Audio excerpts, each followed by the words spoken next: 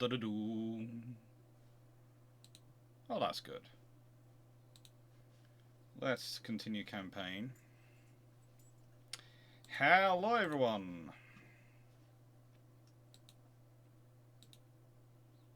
How are we all doing? I appear to be live.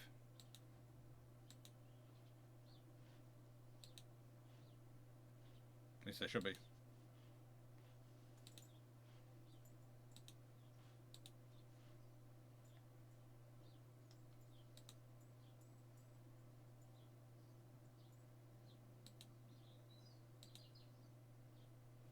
I should be live, he says.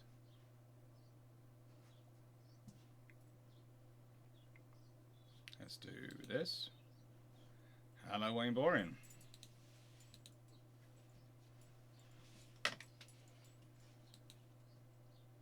I'm just checking because it's being fun with me. Ah, it's working. It is working. Yay! Thank you. I've got chat responding. I couldn't hear myself though. I was doing a quick check to see if I was, if I was able to hear myself, and it was going, no, you cannot hear yourself. Now, if I remember correctly, last time I was talking about building a heavy cruiser. And basically I found that the heavy cruiser design options I had were terrible.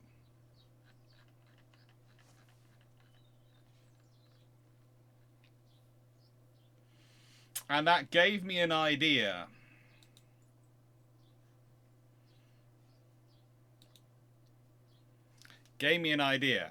There is a fluffy research assistant somewhere around here.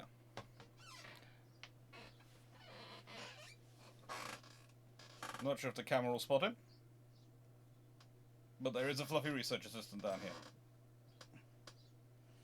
That is one of the reasons why we're running late today, because we have a fluffy research assistant joining us. Well, in this scenario... Oh, you decided... Oh, now you've realised your fans are here. You've come... Oh, yes. Hello. Hello.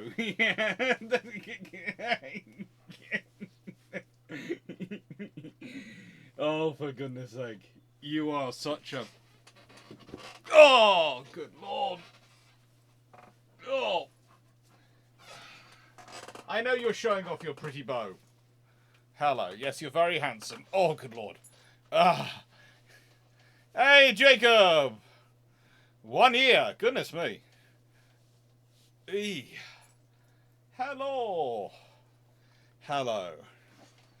I think we've been joined permanently by the fluffy one, while I try this particular fluffy gentleman, while I try and decide what show you what I've decided to do for the heavy cruiser.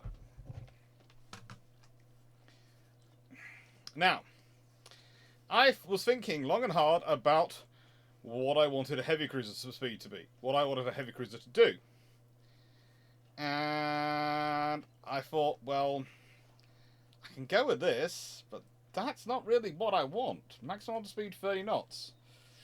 You know, it's up to 13,500 tons. Lovely, but I'm looking for something a little bit bigger, a little bit more standard poodle shaped. So I thought, well, hang on. If I take this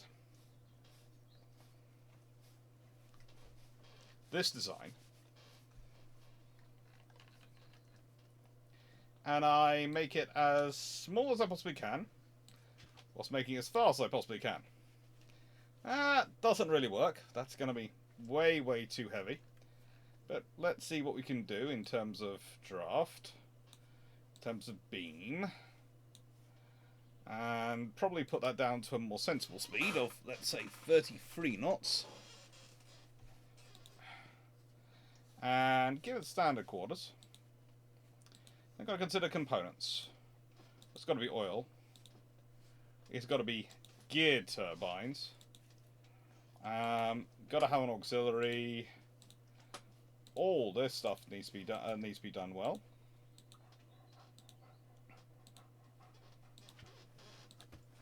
Because what we're basically building is something which on the system will be called a battle cruiser, but in how I use it will be a completely and utterly a heavy cruiser.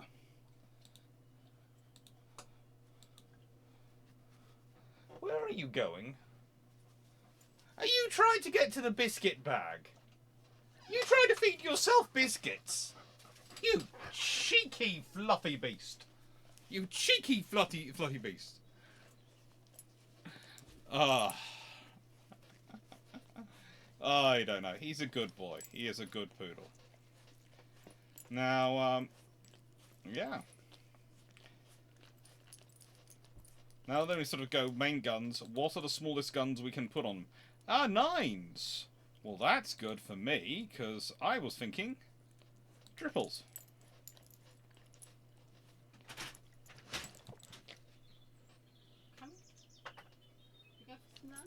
Oh, good lord, you've come to get it. You're feeding him lunch. The only reason he's going with you is for lunch. Otherwise, he would stay here, quite gladly. No, he doesn't want to go. No, he's deciding. Oh, okay, so.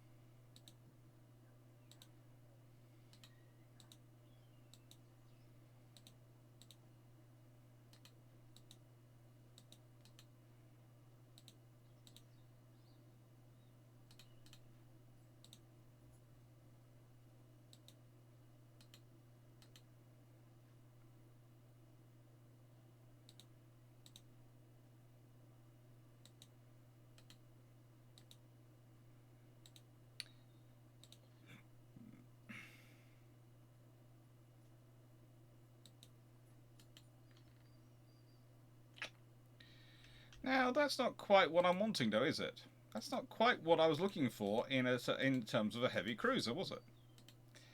And that got me then thinking, going, well, hang on, what happens if I change the hull completely?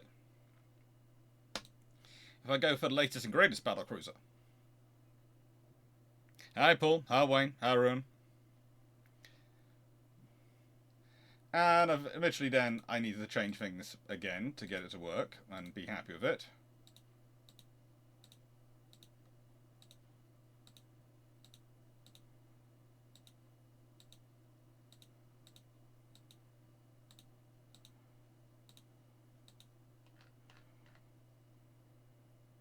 We want a speed of 33 knots again. We want it minimum beam, minimum draft, minimum displacement.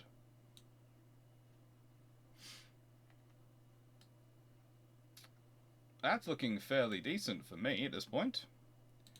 Main tower. Can't fit on it. That was annoying to find out. Went through all the towers, in fact. And the only one that could fit on it was this one.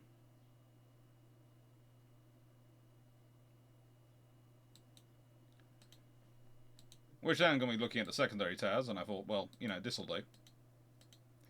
Because this is going to be a cruiser. Remember, this is built on a battle cruiser hull, but it's a cruiser. So yeah, centerline guns. We're going to go for our 999s again. We're going to have a barbette, which is going to be a standard superimposed barbette. Nothing fancy. Doesn't need to be. Because again, we are building a heavy cruiser. There's a point at which I found like I could theoretically have put it up there and go, no, that would not work for me.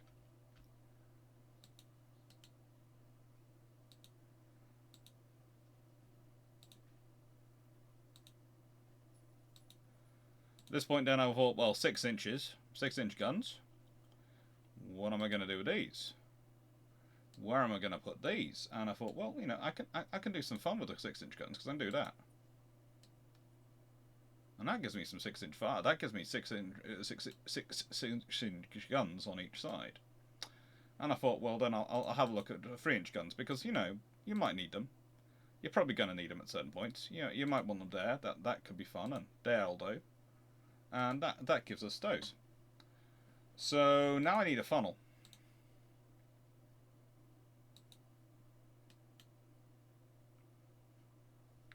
And I'm sort of going 4 weight's really massive, but we can sort things out. We can do things.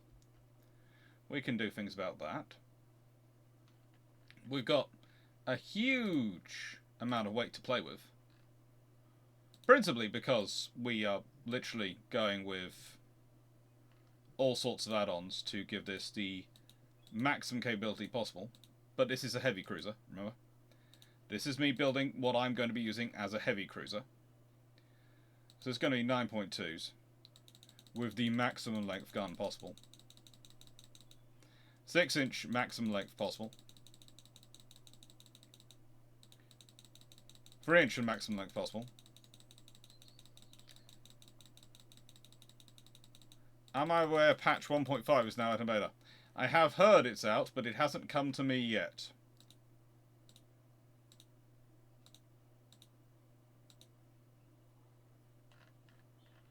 So, I still have 4,000 tons to play with. And I want standard quarters, because, you know, I'm not a complete sod. If I do that...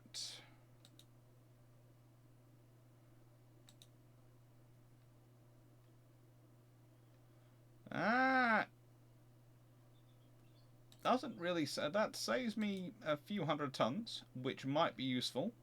Might be useful for what I'm planning to do next, which is basically main deck is going up as much as it can.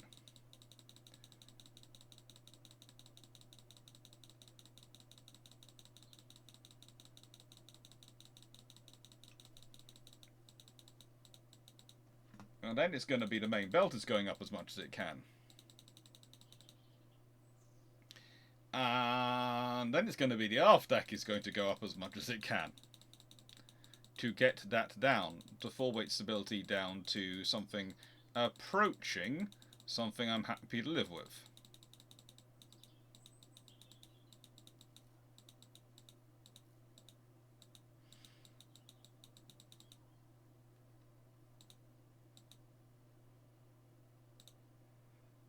And that suddenly is a very stable, very interesting vessel. Do we not agree? Does this look like a good heavy cruiser to you all? For roughly 30,000 tons. Oh, good lord. This thing is not a battle cruiser.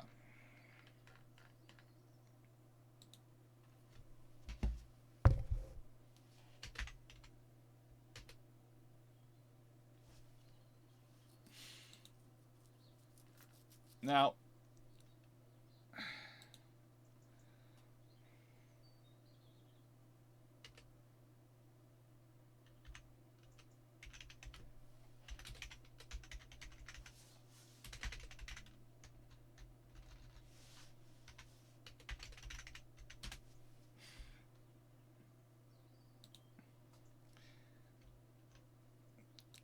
I started thinking, actually, that maybe I could do some modifications here. Because I started thinking, like, maybe I'd like something slightly more on the back.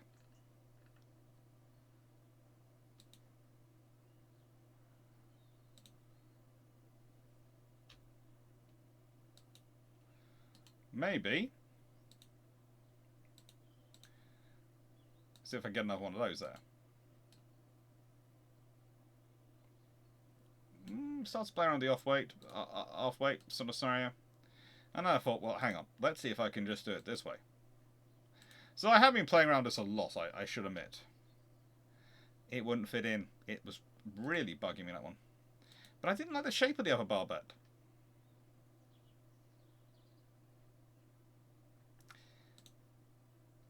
That felt clunky. That felt like I was forcing it in. And doing that felt better. But then this really, you know,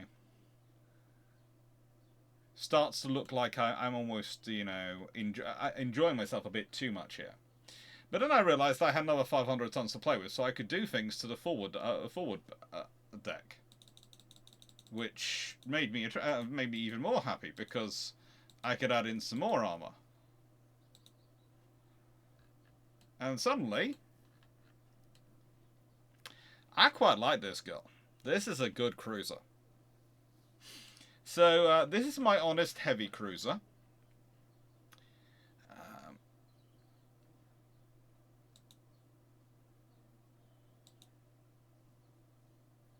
range of 16,000 kilometers. Engine efficiency of 103.4%. That's on natural boilers. I did consider trying induced, because I can afford that, and that takes engine efficiency up to 135%, which is quite fun, and also increases the range. Forced takes me slightly overweight, but not stuff I couldn't really deal with if I really wanted it. But it only gets me 19,799 kilometers. And remember, natural 16. Balanced, again, took me overweight, but not by that much. And took me up to 70,911 kilometers and 141% engine efficiency. And I thought that was going to be pretty darn good. That was pretty darn good. Now, of course, this doesn't, like other cruisers, have anti-submarine capabilities, but, you know, let's see. How are we going to get this dealt with? How are we going to sort things out here? Aft deck. Foredeck.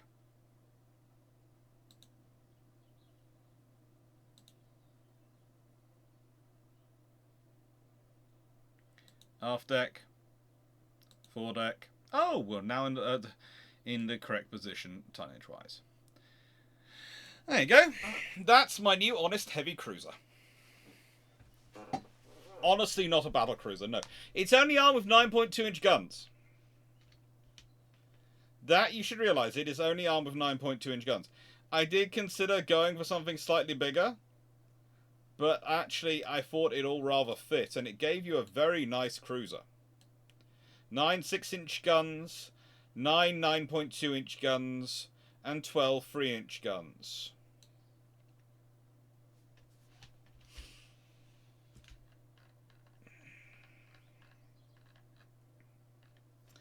At this point, I did consider what size shells we should be fitting, because, you know, adds to the range, keeps everything the same, makes them fire faster, reduces range, but, you know, does make them fire a lot faster.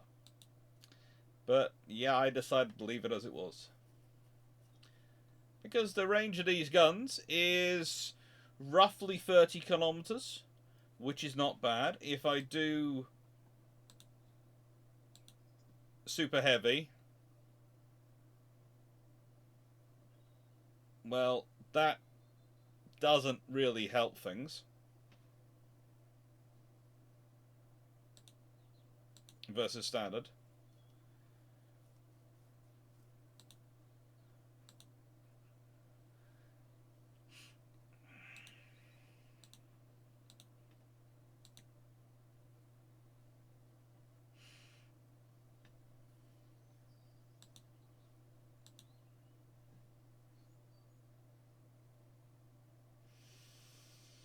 But once I play around those things again, I find myself 30 over, but with a range now of nearly 40 kilometers for the armor piercing range.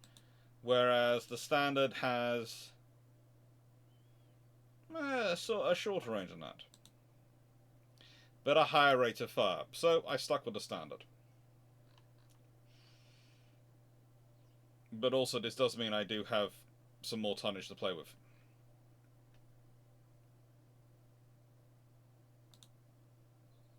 And seeing as we're going to be engaging at maximum range, I thought it sensible to bump up the armor on top of my guns.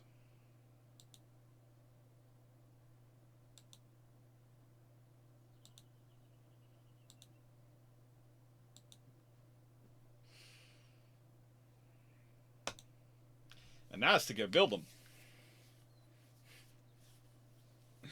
This is definitely not a battle cruiser, this is a heavy cruiser. We'll see how many of them we can build when we get a chance.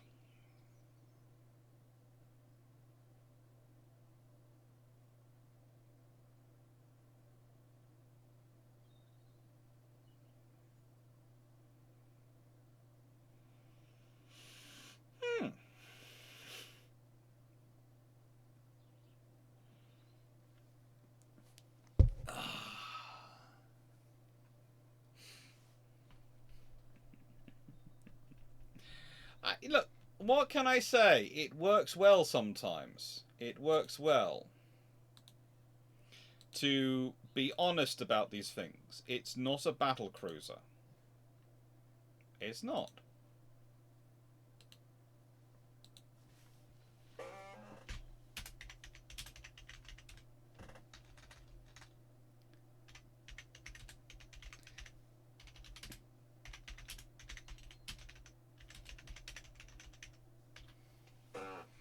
There we go. Alright, so we got that guy. We got that. Honest heavy cruiser. And look at how much cheaper it is than all my battleships, etc. They're millions to build. This is... Well, they're billions to build. This is mere millions.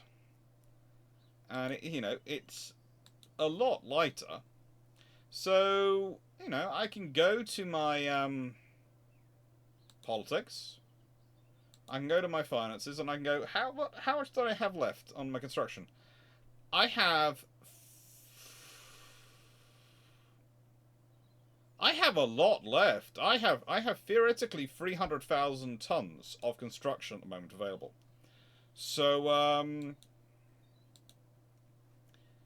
going to scare the bejesus out of everyone, and I'm going to build 10 of them.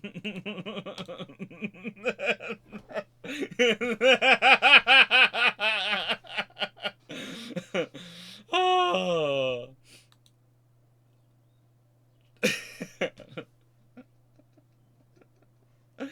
Oh. How I finished the subs? Yes, I finished the subs. Currently, I'm just building a few ships for myself, mainly. Oh, it's the burn. I'm not fighting in that battle. I don't want to fight anything, I don't want to see the burn in for action. How was the draw? I do not know.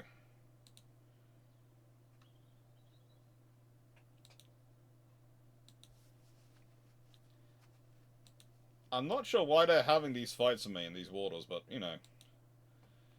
apparently they want to have fights with me.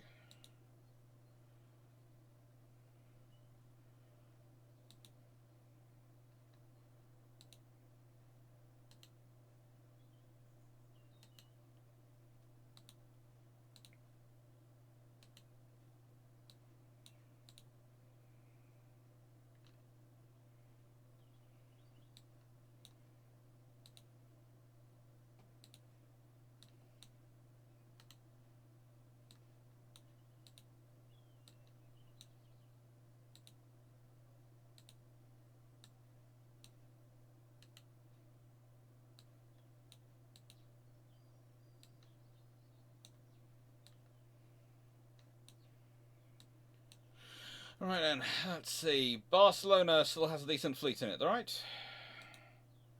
A battleship.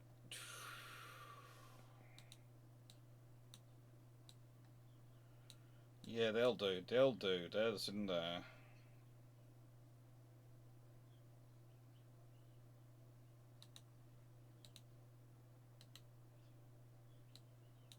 Dunedin can go help with that. Any other ships around which I want to send down there? Hi, Leslie. How is everyone doing today? How are you all? How goes the world of the people watching me on Twitch? Because I always enjoy my Sunday mornings off chatting with you all.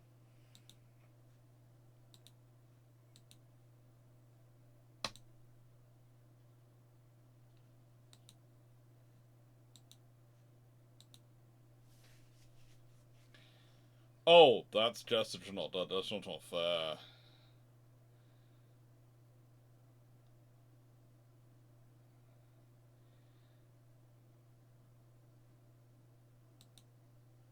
I'm gonna command this battle myself, just to see what happens. Not earnest, but I seem to have quite a sinus infection of some type. That's annoying, Runon. That is annoying. However,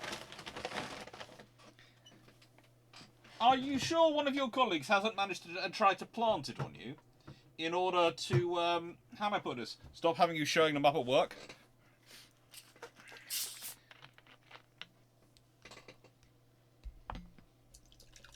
these ships look like they're of the right generation to fight each other.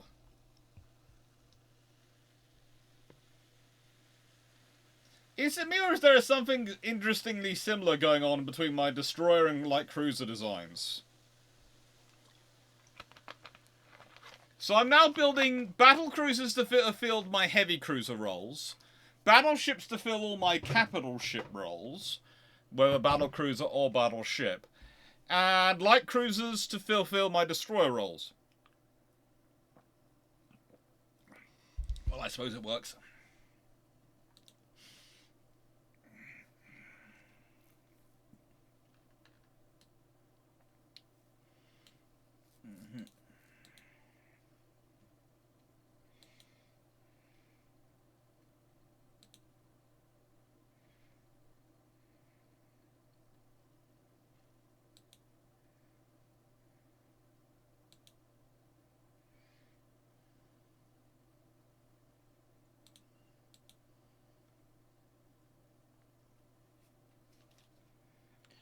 Three divisions.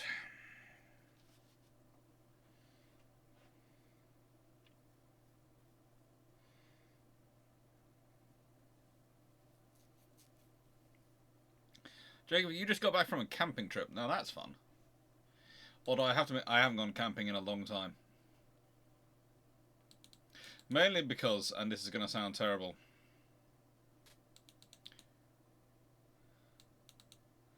as I've got older, I've really liked the idea of having a bathroom which I don't have to find.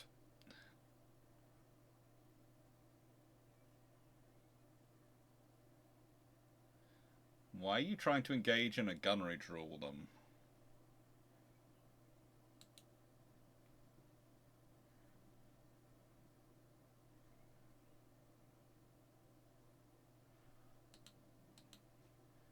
Maximum speed and go for it.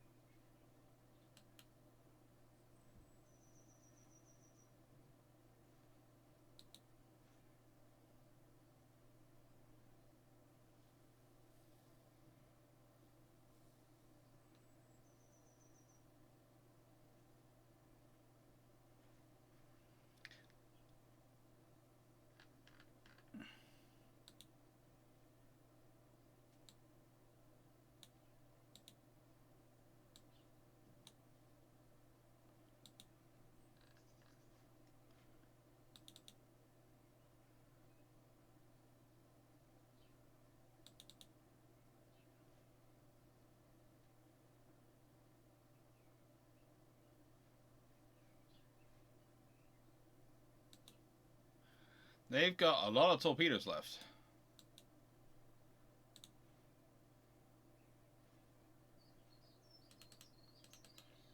A lot of torpedoes left.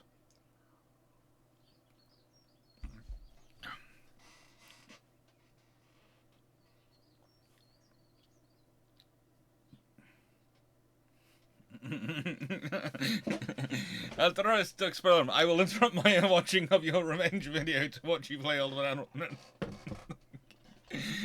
How is the old?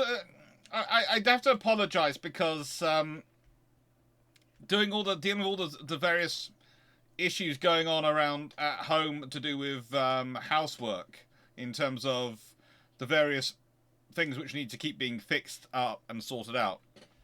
I didn't manage to get the videos up on time. Hence, Revenge came out on the Saturday, and so did, and the Fishguard video is coming out on Monday. Fishguard video I've just christened "Carry On Invading."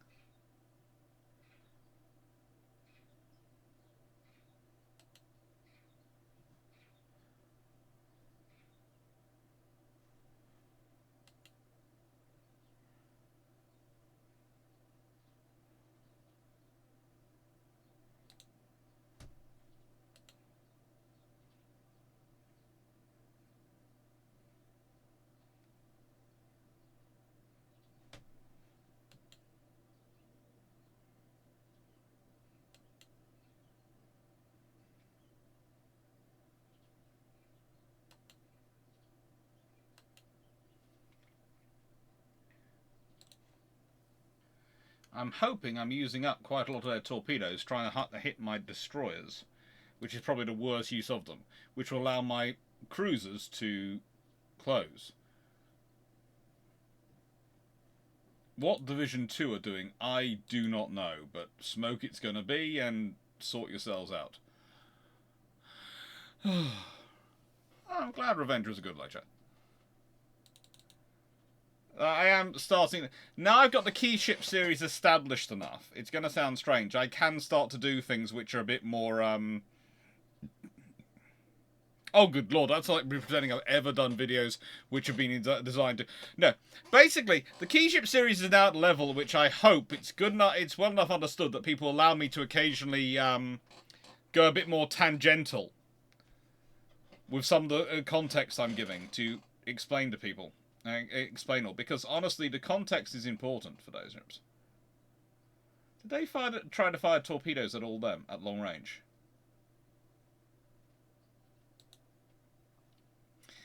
That's out of torpedoes.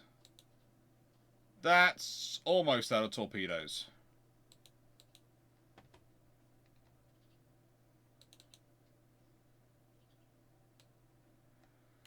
Time for you two to come in and wreck their day.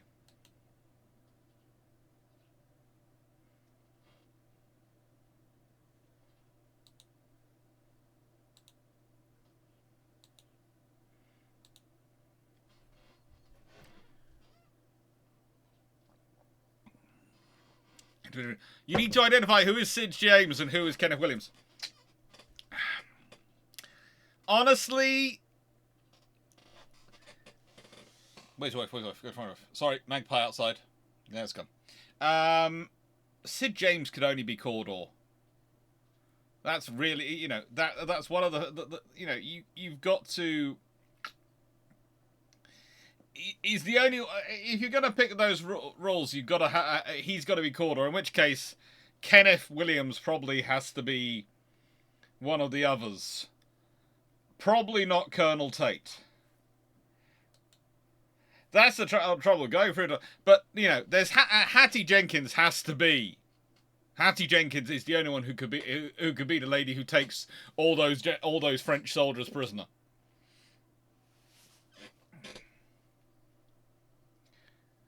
You have no torpedoes left. You have no torpedoes left. And the heavy cruisers are coming in. This is a battle line coming in to engage you. They're designed to do this. They will do this without any hesitation.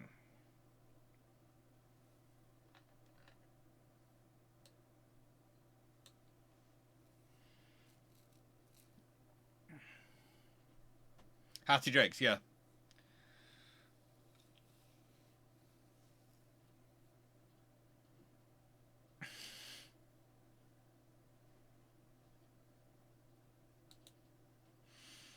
Now, the sound alert should be working. As should the audio. For the computer game, for the game. If it's not working, tell me. But it should be working. I have to make sure all these things are turned on. Because otherwise my system goes, I have bright ideas. It has bright ideas. This is the trouble. Oh, it doesn't. If I move this...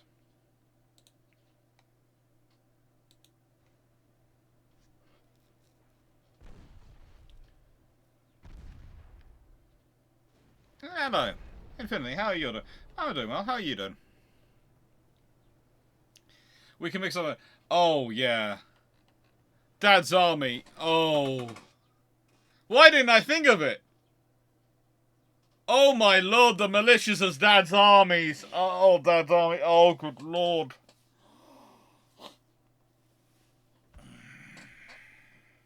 Mannering would have to be...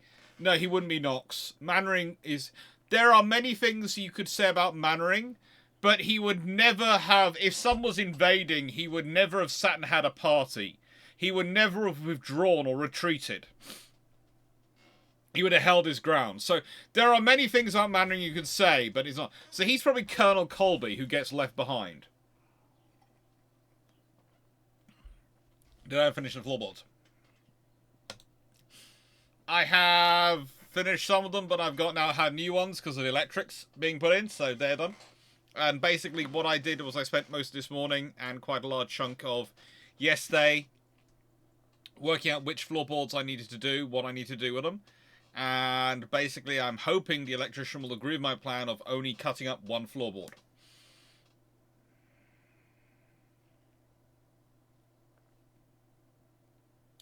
Hopefully. He's a nice guy, so I'm hoping he goes with it. But basically, to get through the floorboard, what I've done is I have used the drill to make drawn a square on the middle of the floorboard, used the drill to go for holes around it, around that square, and now I'm cutting it, joining up the jigsaw.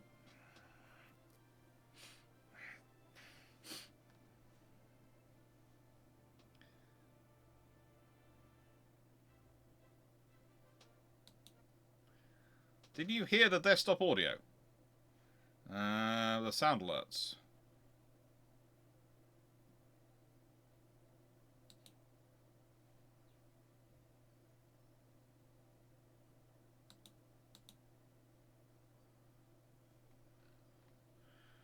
Sound alerts are on there. They're at 100%.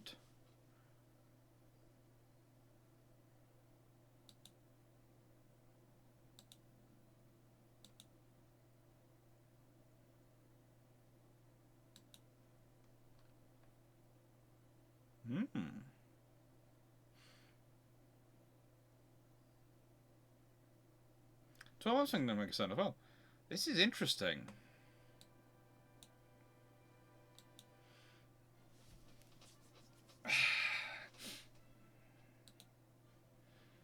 I've got a fleet heading there, haven't I?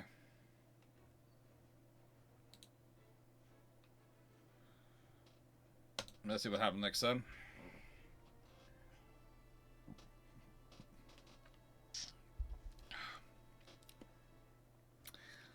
If the sound alerts stop working, then that's annoying. Let's see. I'm gonna do a sound alerts thing.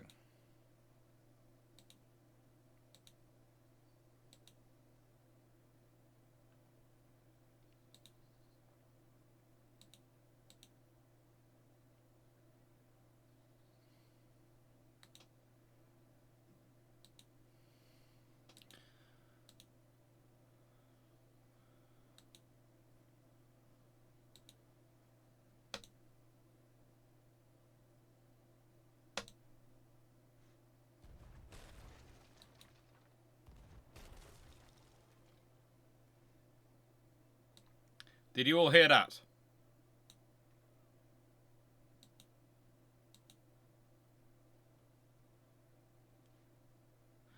Worked, but very quiet.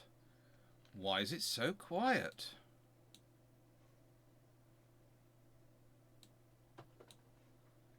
Let's try it again. I don't know.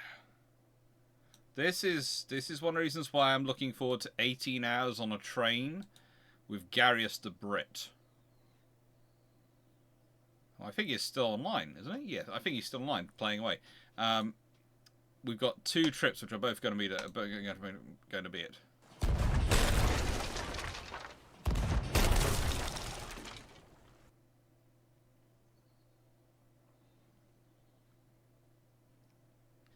Hopefully that worked.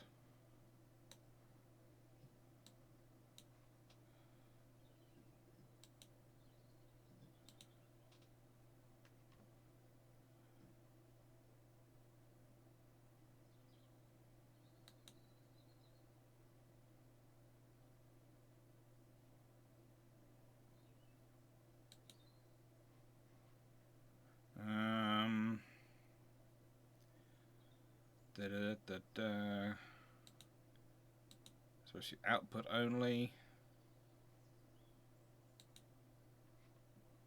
Gary's out offline.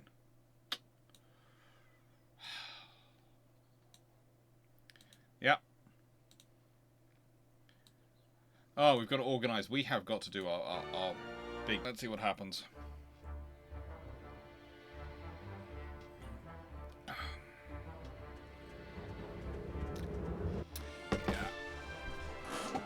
I was actually listening to him today. I have to say, I was listening. I wasn't doing anything but listen because I had him on while I was drilling the floorboards. Can I lower the music level and leave the rest? How's that sound?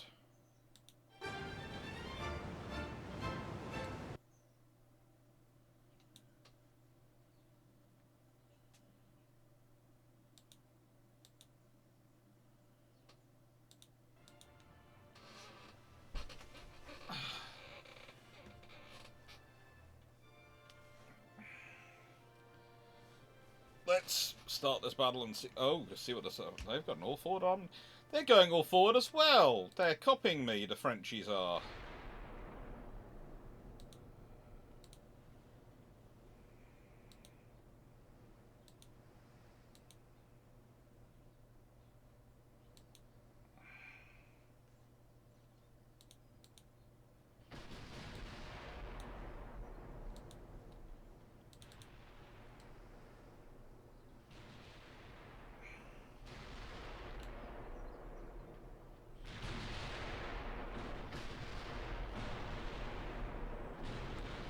So we have Lion, which has 9 15-inch guns.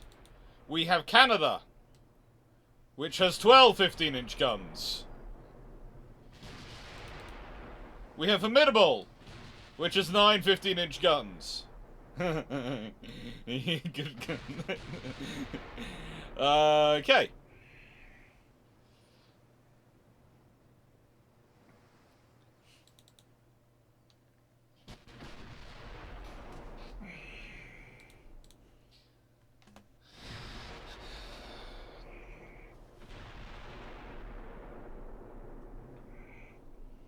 They have the numbers on me in this fight. I must admit, they do have the numbers on me in this fight. And they should therefore stand a chance. However, the only thing that really stands a chance of hurting me is this thing. And it's only just got into gun range.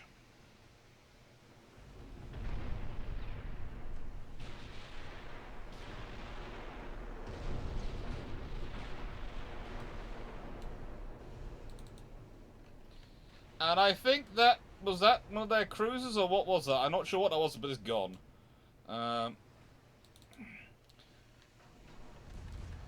Concentrate your fire, please, on this thing. It seems you are doing so.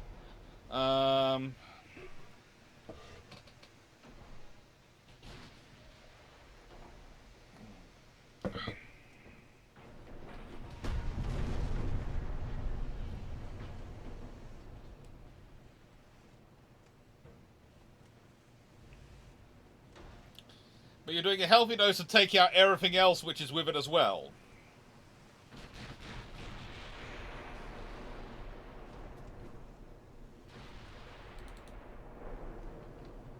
That's their battle cruiser.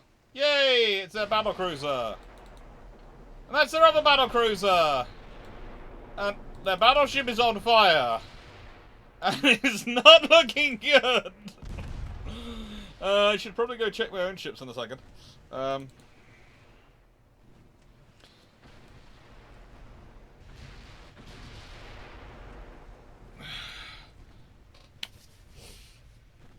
So, some of you have been saying that, you know, there are hacks in this game. There aren't, but there are certain tricks.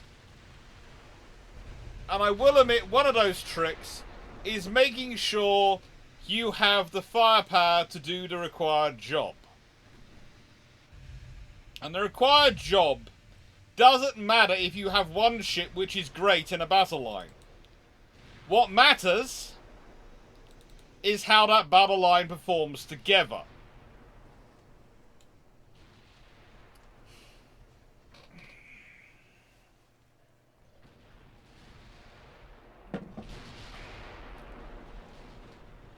And they have a battleship and 2 battle cruisers versus 3 fast battleships. And the battleship technically has the heaviest guns. It's got 15.5-inch guns. But in a world where those things all fighting it all have 15-inch guns, and its backup ships have 14.2-inch guns, most of which can't fire in this fight, it's gone. 18-hour train ride is going to be from Stockholm to Narvik, and there's another 18-hour train ride back.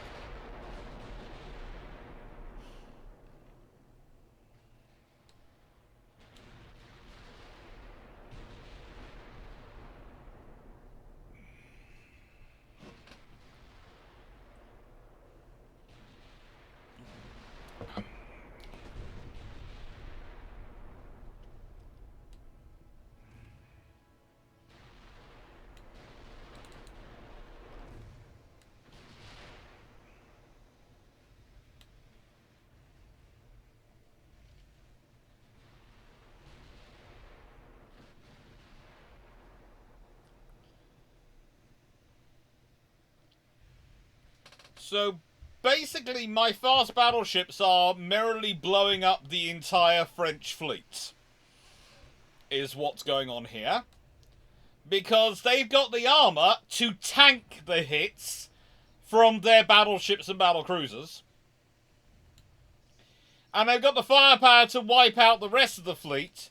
So the entire advantage these ships enjoyed at the beginning, which was a torpedo advantage, which would have been best succeeded by charging hard with those ships, providing cover and getting those torpedo ships close so they can fire, has been lost because the ships that provided the torpedo mass are dead. Hello, Midnight Shade. Oh.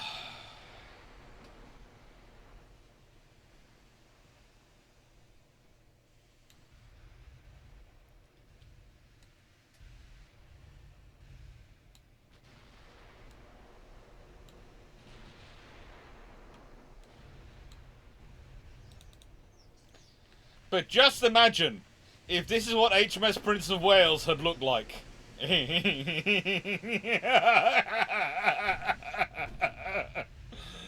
Oh. 12, 15-inch guns. Oh, yeah.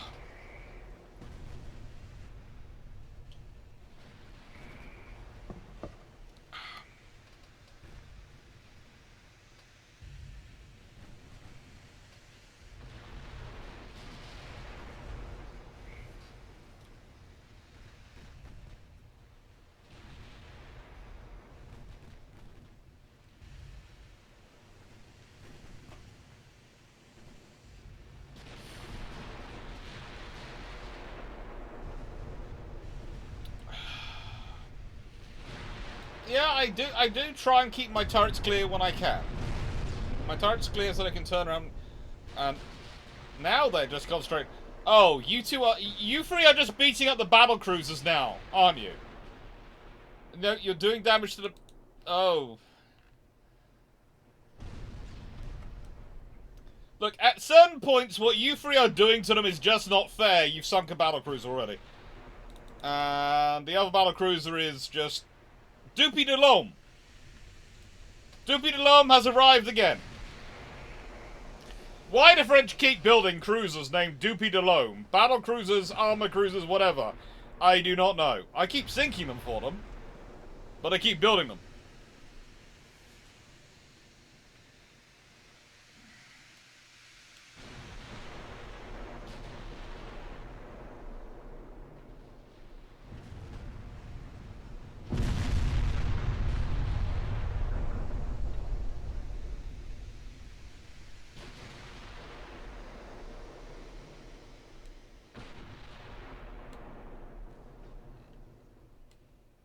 Are there any ships, French ships alive? We got that. We got that. We got that. Hey, the Lily is still floating. Shall we send the Dunedin to take her out, or is that being a bit cruel? Because let's be honest, I'm fairly sure Dunedin could take her out. Oh. Currently, Dunedin is following the battleships around, quickly going, "Hello, I'm here." You tried to pick on my light cruiser.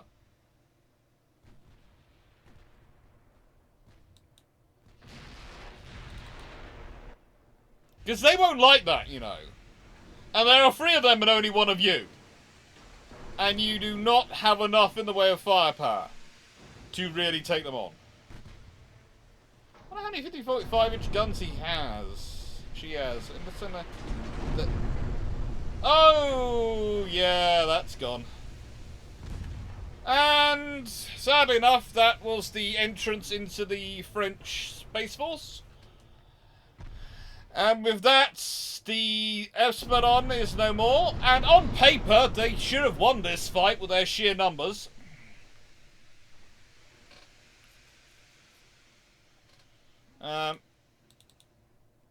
Lil can only do 19 knots. At no point should she be doing what she is doing. Oh god, no. She's trying to come to the save of the battleship, I think. I think she's trying to come save the battleship. Lil has sunk already due to a structural fire. How? What did they do to her?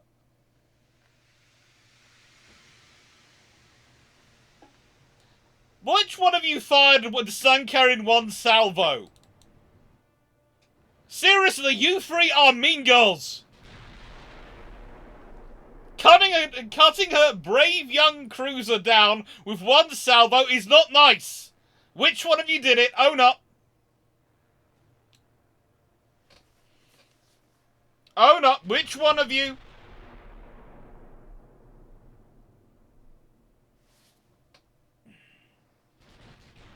Formidable. Really? And Canada. Both of you? I expected better from you both. Ganging up on a poor heavy cruiser like that. Just wrong.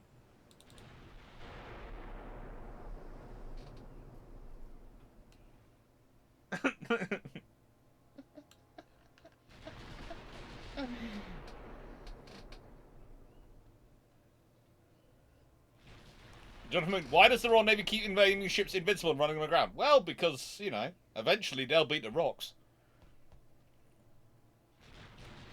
The British did have good designs. I'm glad. Well, yeah, they did. They had enough practice at it. That was the advantage. You know,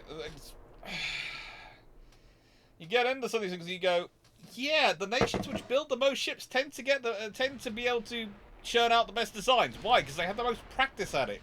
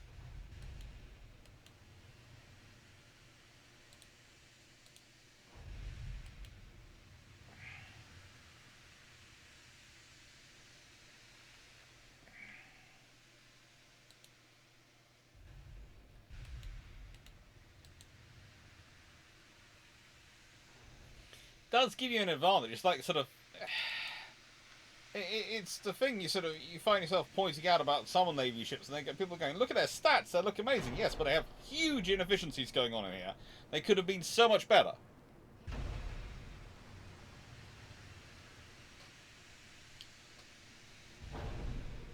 They can correct for the, yeah, pretty much that's it. You know, you look at the R class. If you compare the R class which are considered, as I said, they're pike. They are the ships of the line. They are battleships of the line. That's their job. Not fast ships, not anything special. They are literally just ships of the line. And you go, well, you know, compare them to the previous ships of the line. We're talking the Orions. We're talking the one, you know, the vessels around the Dreadnought. Dreadnought was something special, but she was a new ship of the line. So yeah, once you start comparing them, you go, wow, she really is quite refined. The R-Class really are. They have learnt from all the experience, and they've built this into this. And this is one, again, the R-Class have very, very good armour.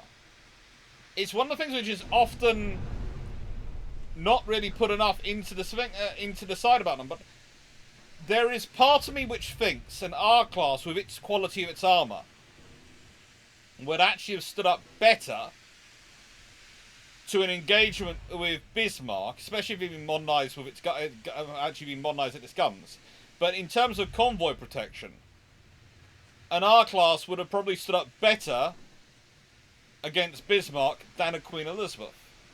Because whilst the Queen Elizabeth has the speed, it doesn't have enough speed to be an advantage in a fight with Bismarck. Whereas the R-Class does have more armour. And isn't going to try anything smart.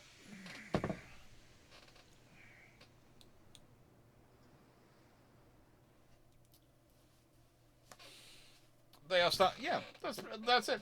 And it's like, the amount of people I've asked the question, of course, you know, what would have been like if 4C had been made up to R-Class rather than Prince of Wales and Repulse? I don't think you go out hunting with a 2R class like you do with Prince of Wales and Repulse. You don't. In which case, they are probably there providing they are literally there to provide for the defence of Singapore. They're not there to go out hunting up the coast of Malaya. That's what you use a fast battleship for. You don't use an R class for that. Not something which can do about 22 knots. It's just not fast enough. So, you probably wouldn't have run into the same problem. But, you know, for the Japanese, they could have still been a massive problem. A massive problem, because if you've got the 2R class in there, there's an argument that does Singapore fall unless they bring some really heavy muscle there.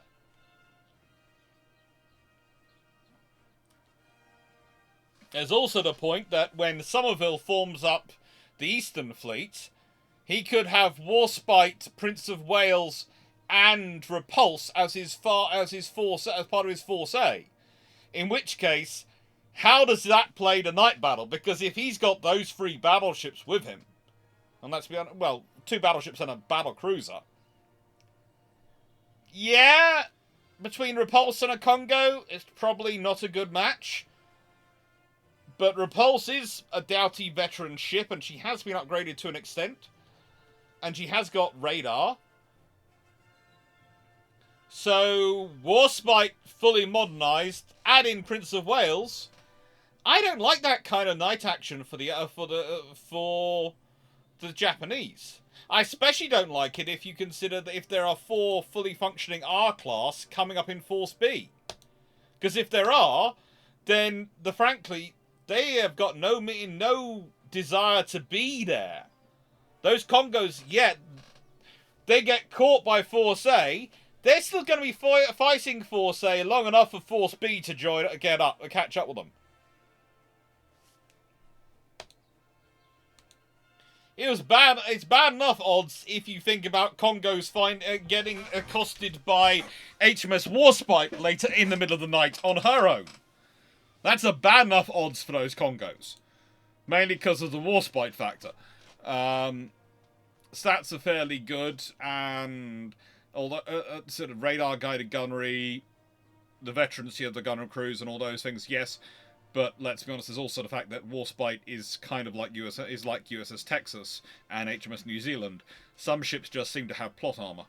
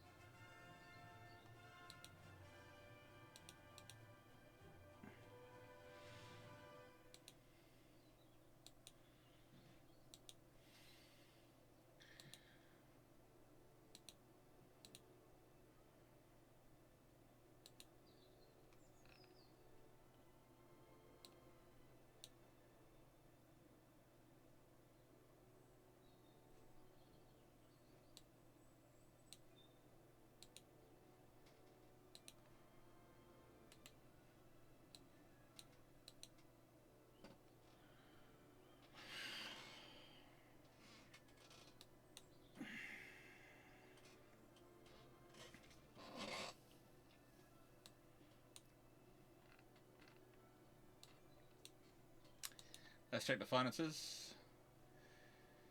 Almost at 84% at. I'm currently building more than I should, but it's not that much over.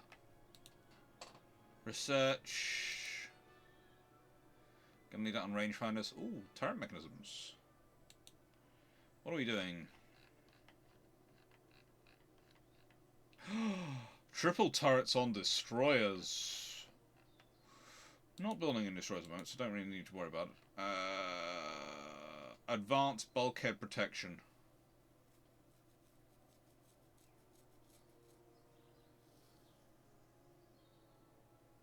I like that. I think I will put in that that.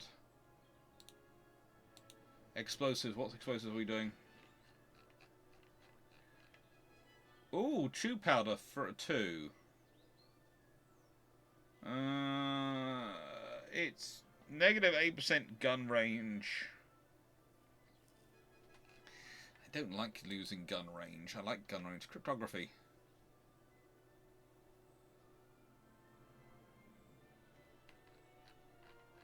Oh, cryptography we're definitely going to boost. Anything else?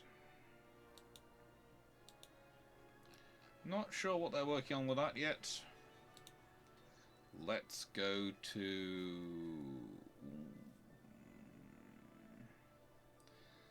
hull construction I could do with boosting. Honestly, I could do with the quality of hull production and construction.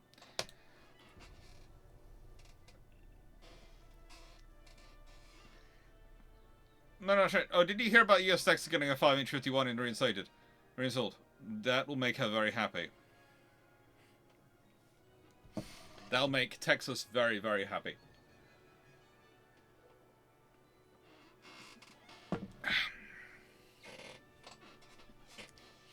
She's that kind of lady. I can imagine her having wandered around going, I feel naked. Naked, I tell you. Naked! Without my 5.5 inch. Well, my 5-inch 51s, I mean. 5.5 inch was hood. Now, you see, here's an interesting thing. Imagine if the British had decided to go with 5.5 inch guns that they were using for hood as their standard destroyer armament. And they built a class of destroyers at the end of World War I. Well, if they built that and started doing that, then you would probably find that destroyer guns would be made up to 6-inch guns. And so destroyers would have had to be larger, probably up to 3,000 tons. Which again is going to push up what limit you want for your cruisers. Because if your destroyers are up to 3,000 tons, you are not going to... a light cruiser is going to have to be bigger. You know, when they were talking about the light cruiser, etc. sizes, you're going to have to go up much bigger.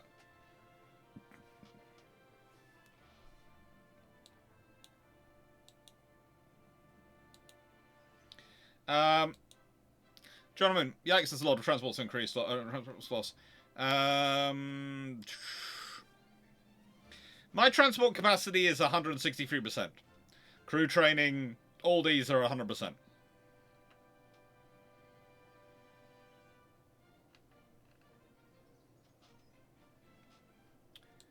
And I could do a few more things, but mainly I'm relying on the fact that I'm keeping the French fleet pretty much occupied. Barcelona force. Undamaged.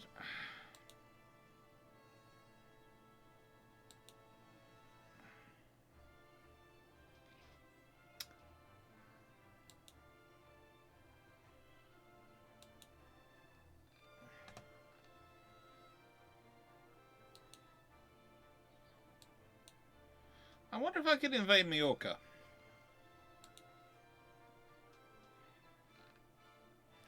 It's not allowing me to invade anywhere. It's just being annoying. I want to invade places. Where am I good in terms of relations? Italy is low.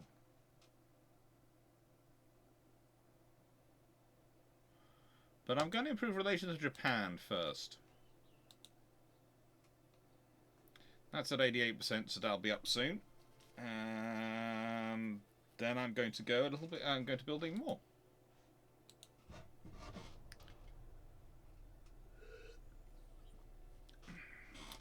Yeah, I was thinking about Jonathan Moon about deploy. The thing is, I'm only going to deploy that trade protection when I have to.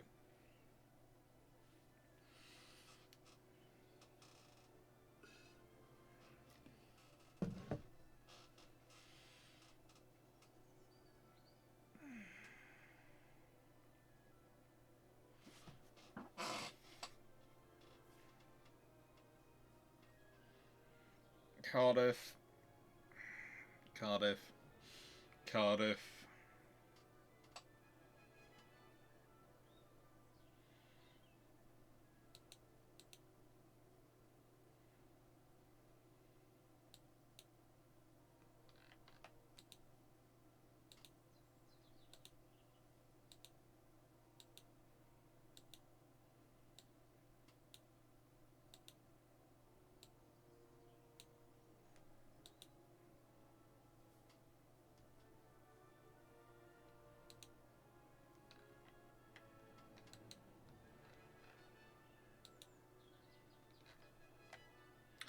A fully welded hull, I like that.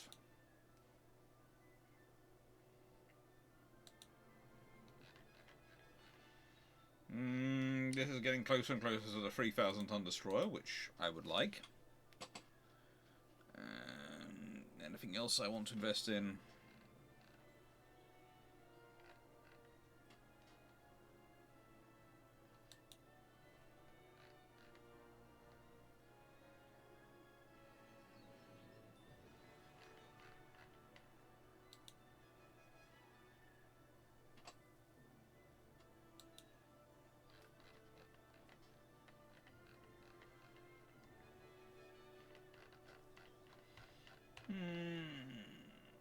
Let's see if we can get some gas boilers going at some point. Or actually, no, rangefinders. Because I'm hoping that's going to be radar rangefinder number 2. Yeah, I will probably deploy those fleets once I finish the invasion of France. At the moment, that's kind of taking quite a large chunk of my navy. But honestly, once I finish the invasion of France, I probably won't need those fleets.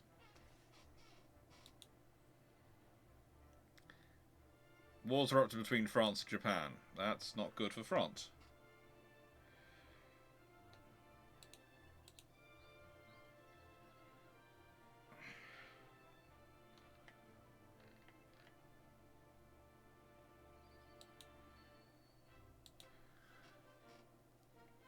North Atlantic.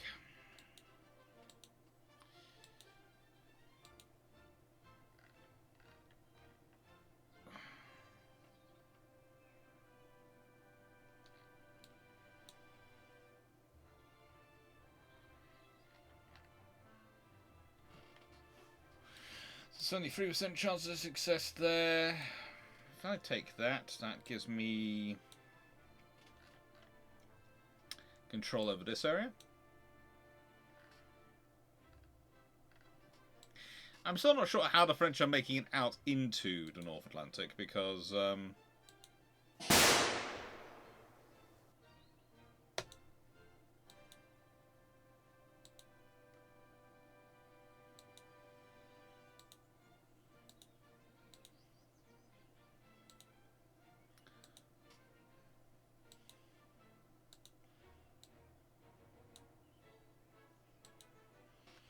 let's put them all unrestricted. And again, what happened to the British 18-inch turret? That is an interesting question. If I didn't know better, I'd reckon the problems of the turret were the reason why Agincourt, the Queen Elizabeth class one, was stopped. They were scaling up. Let's put it this way. The British work on 45 caliber guns. That's what they're working on. The 16.5 inch was going to be a 45 caliber. The 15 inch was planned to be a 45 caliber, but to get it through quickly, they set up with a 42 caliber. The 13.5 inch was a 45 caliber. The 12 inch gun was a 45 caliber. That's the British usual standards to go with 45 caliber, rather than 50, which is what the Germans preferred. The reason they go for a British go for a 45 caliber is it's usually basically it's a 90% solution, and it's usually slightly easier on mechanisms, etc., and you can operate it therefore more freely in certain weather types. And there are things which make it easier because of course it's a lighter weapon proportionally for its size than a 50 caliber. Doesn't have quite the same range, but there are trade-offs that are fors and against it. Hang on before answering adverts. Ooh. Okay, so basically, With the 18-inch turret, I'm fairly certain what happened with the twin turret was they didn't go, weren't pushing, didn't have it available, if that makes sense. I don't think they'd quite pushed through its work. I don't think they'd have gone to 16.5-inch gun for the Agincourt, because the 18-inch gun appears. If the 16.5-inch gun had been in the level at which they could fit it to ships, it would have appeared on something. It would have appeared on, probably on the Admiral class, if not other ships. The 16.5-inch gun was, let's put it this way, the Royal Navy was less inclined to the 16.5-inch gun because of the American 16-inch guns. They need Americans to go for 16. 16.5-inch doesn't look like you. It looks like you're just going for a bare minimum. It's still a 16-inch gun program. It's just 16.5-inch in terms of guns. So that for the British wasn't really the right option. They went with it for the G3s because they couldn't get the speed, armor, and everything else they wanted for their battle cruisers in terms of the infrastructure they had available, unless they went down in gun size. Or they went with twin 18s. And they decided they wanted 9 guns, because 9 guns represents, as I've talked about before, the salvoing option.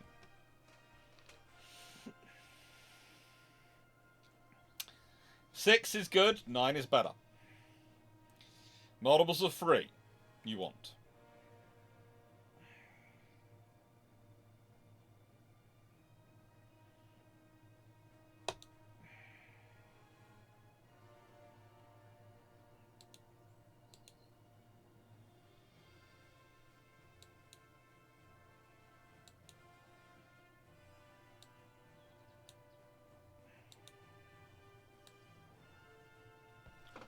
Central Atlantic, so it's the Atlantic and the Western Mediterranean I'm losing them.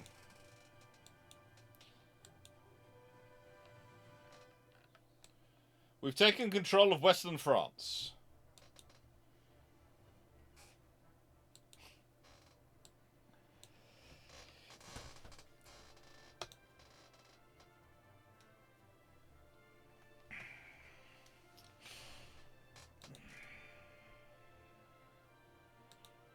What's the cruiser design coming up?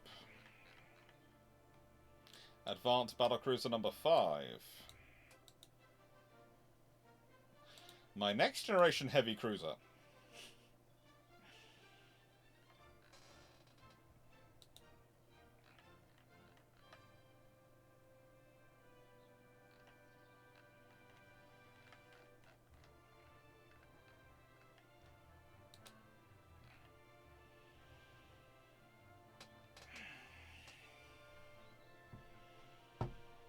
Oh, we're going to work on that one.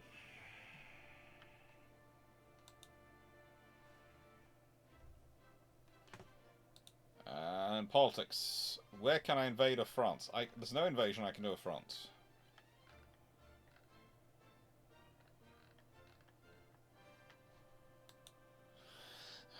Okay.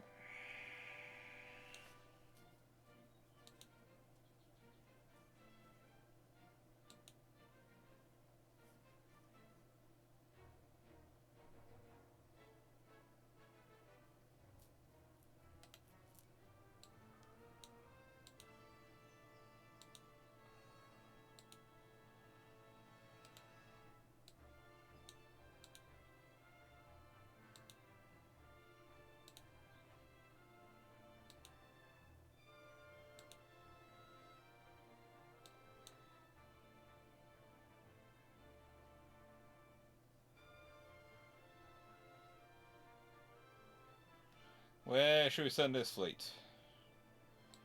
Oh my lord. Send them up to Scapa.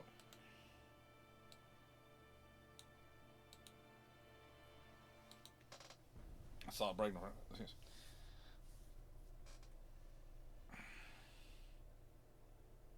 Ideally 12. Ideally 12, yes. And this is one of the reasons why the Americans end up with a 9-gun design for their cruisers and their capital ships. It's because it's a case of it's working up in the freeze for the firing salvos, because you are firing ranging salvos.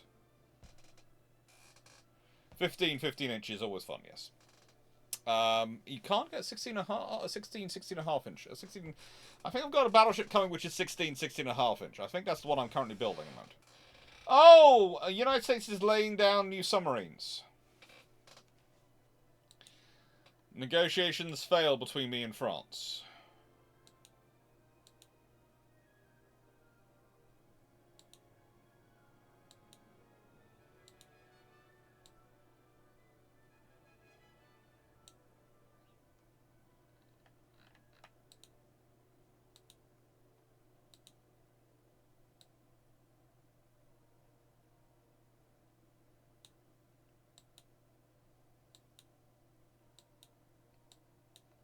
I have sunk an Italian ship.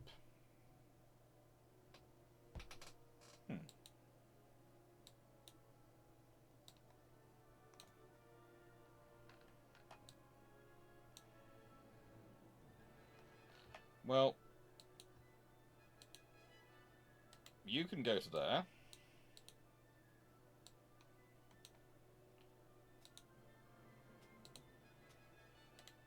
You can go down to there.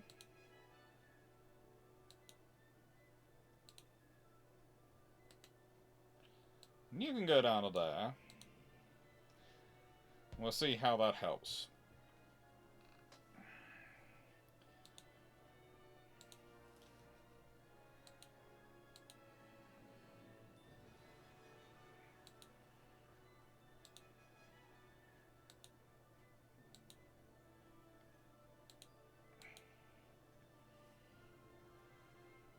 I can usually leave my light cruisers to themselves to do their jobs.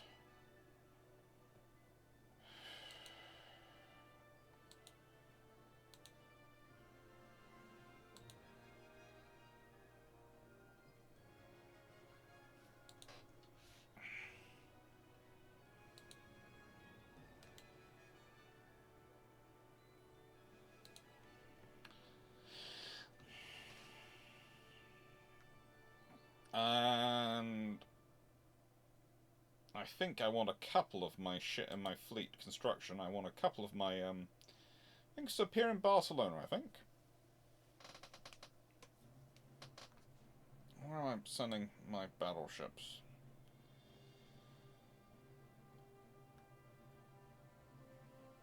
They're all 6 months away from completion. They're all going in a Scarpa flow. Honest Heavy Cruiser, you're going to Barcelona if I can put you in there. Spain.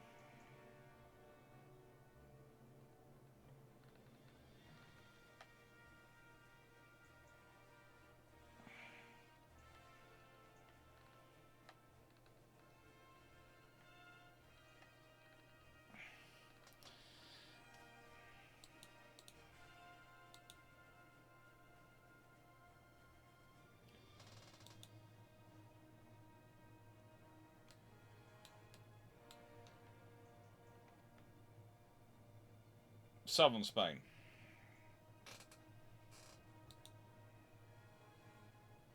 I want to put a couple in southern Spain.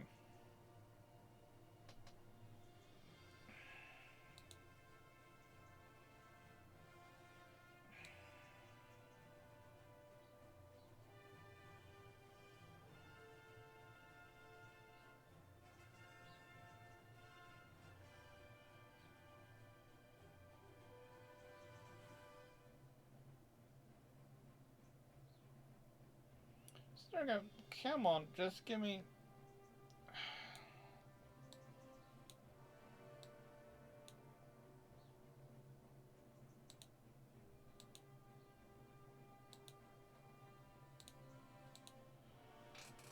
That should give them some firepower. Glorious Resistance. Oh, good lord. That's a fleet and a half.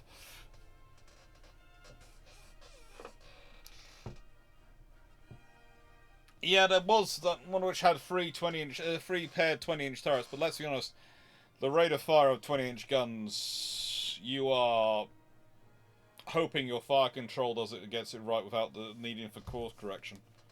There's just going to be such a long gap between your firing times. There's going to be so much room for manoeuvre for them that actually one set of firing is not going to help you really with the next set of firing.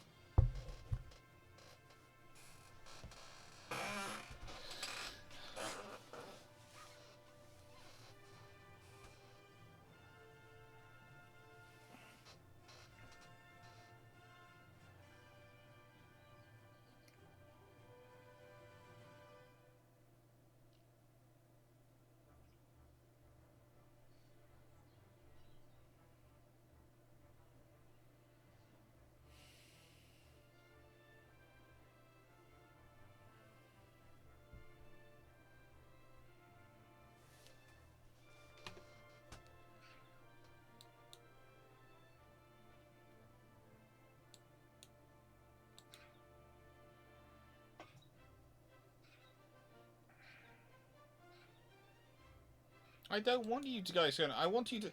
This is the thing. I don't want these ships doing this mission.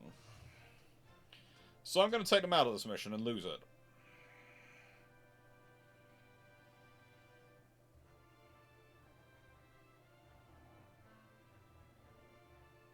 So I don't want them taking damage.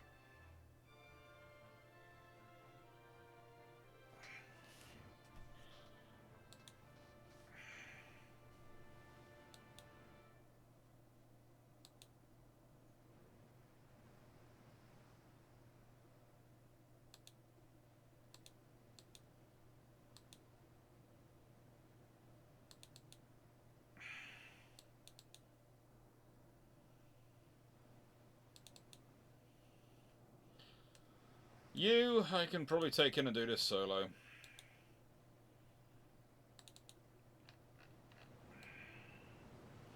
8 6-inch guns. 2 quad torpedo launchers. Save the torpedoes.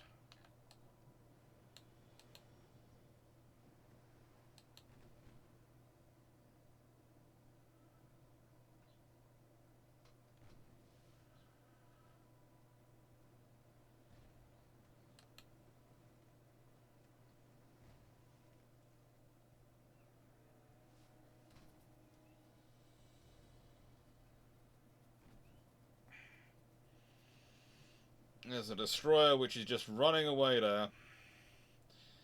It's got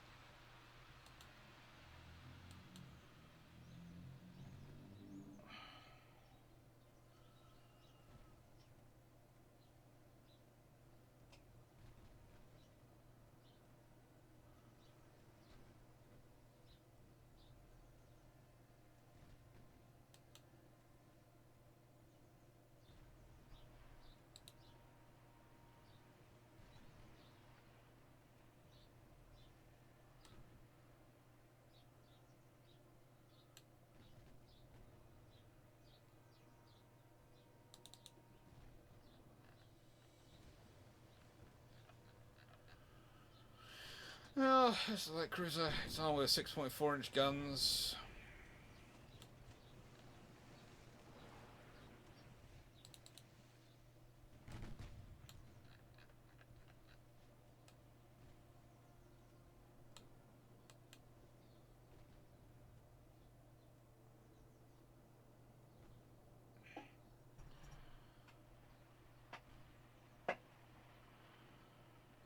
Fire's under control.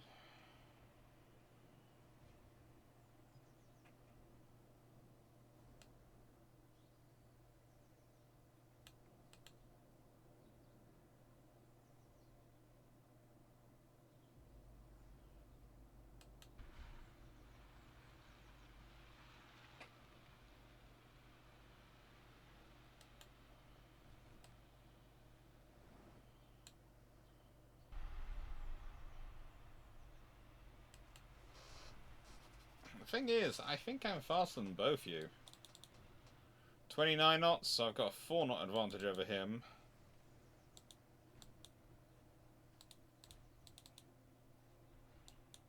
I think I've got not much far off an advantage of him.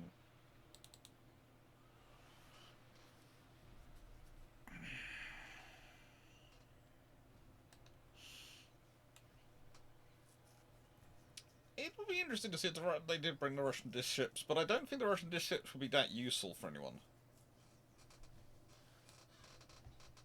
It's sort of a case of not much help, really, in this game.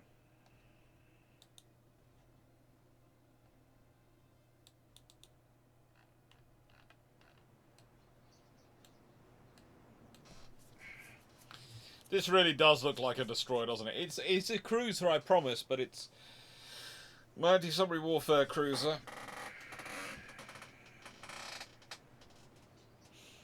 And it basically is a destroyer.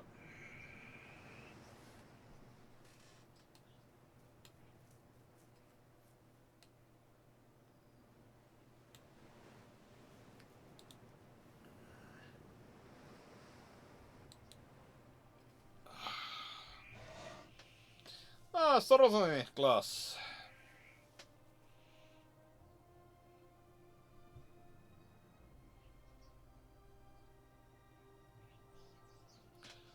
That's the thing, the Soviets did produce fairly decent destroyers in the late 30s, early 40s. Which is an interesting thing to think about when we talk about their... They like them big, and they eat them big. Oh, that could have an impact on the on the London Naval Treaty. The Soviets wanting larger destroyers.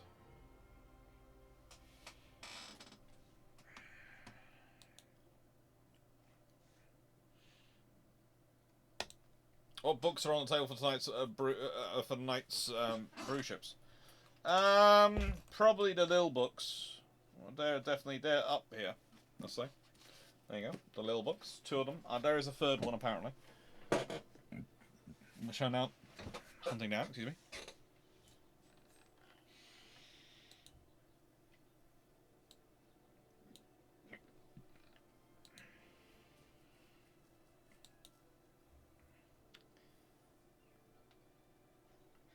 Why there is?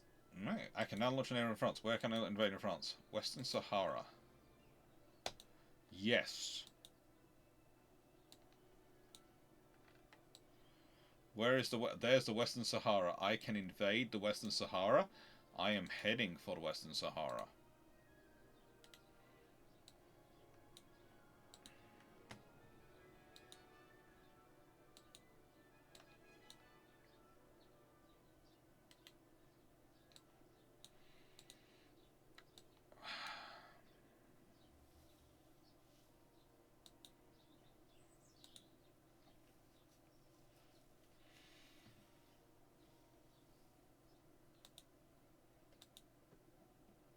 Finance is doing okay. I am well over my construction. That's mainly because of repairing. Rangefinders are 6 months away, whilst I'm 6 months away from radar rangefinder number 2. Oh yeah, that's gonna be good. Torpedo propulsion is probably more useful to me than hull construction at this point. Submarine hulls. Which submarine hull am I working on? Ocean-going submarine number 4. That's less more worry to me than mine-laying submarines. You know how I like my mine-laying submarines?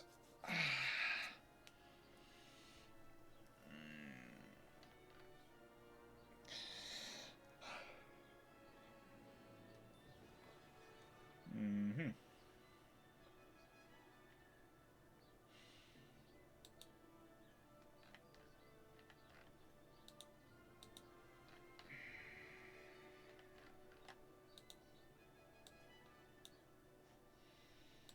We'll see what happens there. But yeah, tonight's books really are centered around these sort of glorious historical books. Books which are all about the history of power at sea.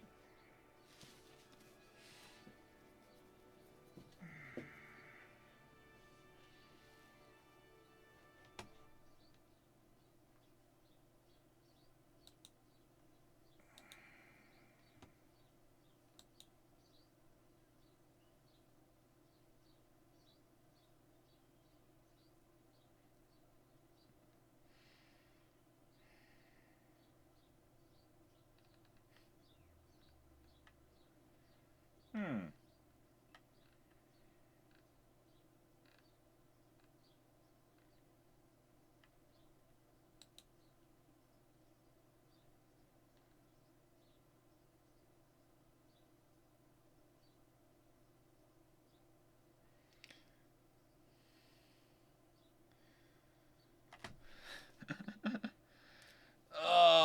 I do find something. there are some things interesting. It's what's often forgotten about the wooden walls era, and the reason you have alcohol rather than water, you have the grog ration entirely, in fact, is because it's actually healthier for you to drink than water at the time. Because these days we take a lot of the filtration we have in water, the water quality testing, etc., we have for granted, and the fact we don't have to store it. Fight to the end.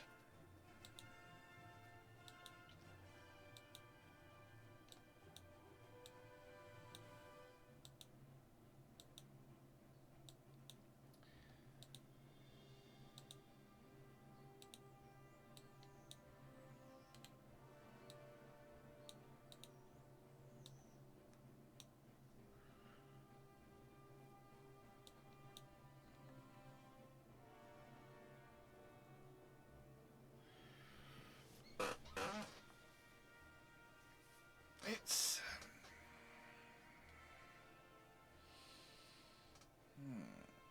yeah. There's some discussions that do come up on around the whole why the Royal Navy is still a wet navy. Partially it's tradition, but also it's partially a sign of trust. The Royal Navy has a lot of honour systems and etc. It's a case of we trust you to have this aboard ship. We trust you not to abuse the system. But also, conversely, on the other side, it's actually quite a good method of being able to check whether people are trustworthy who drink. It's far quicker to find out if someone in the wardroom, when it's amongst friends, cannot control their tongue once they have liquid, they've had alcohol, rather than to find it out when you're ashore after they've come ashore from a dry ship, and they are amongst people who might be of a less friendly nature who are plying them with alcohol.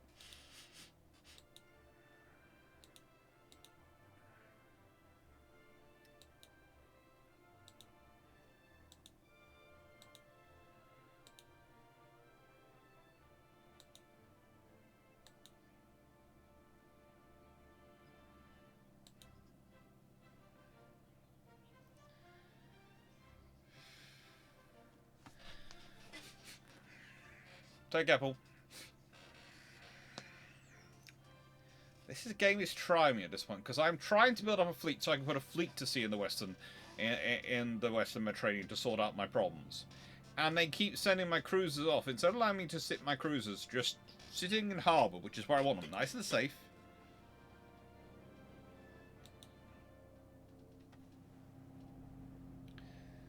They keep sending them out to fight.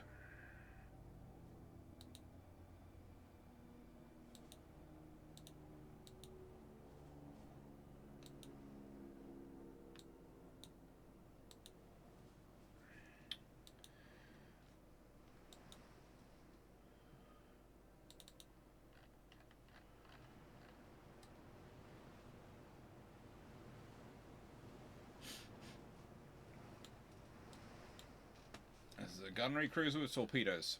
24 for each side.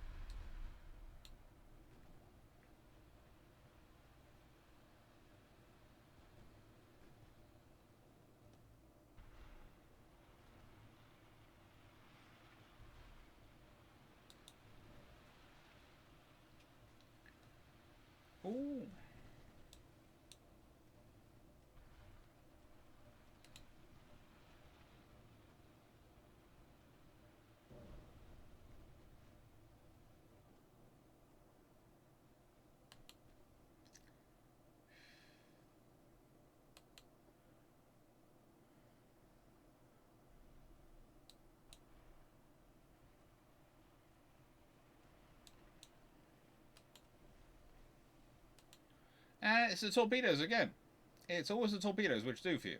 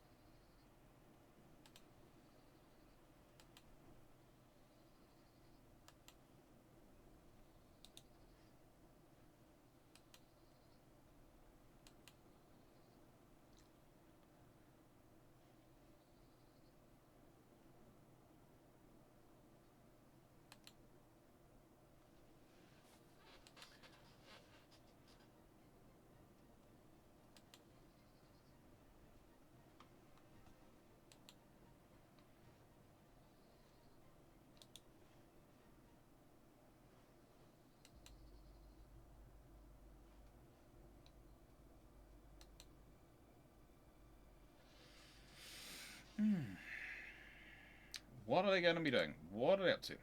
What are they up to?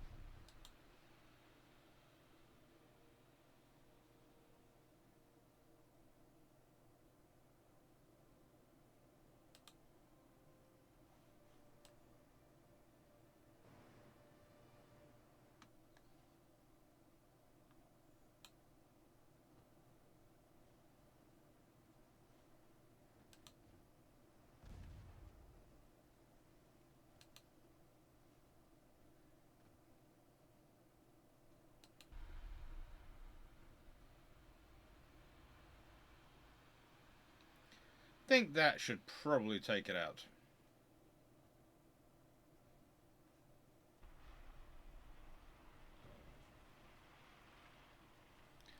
Yep, that's gone. Now let's go find those light cruisers, those annoying merchant ships. Let's see.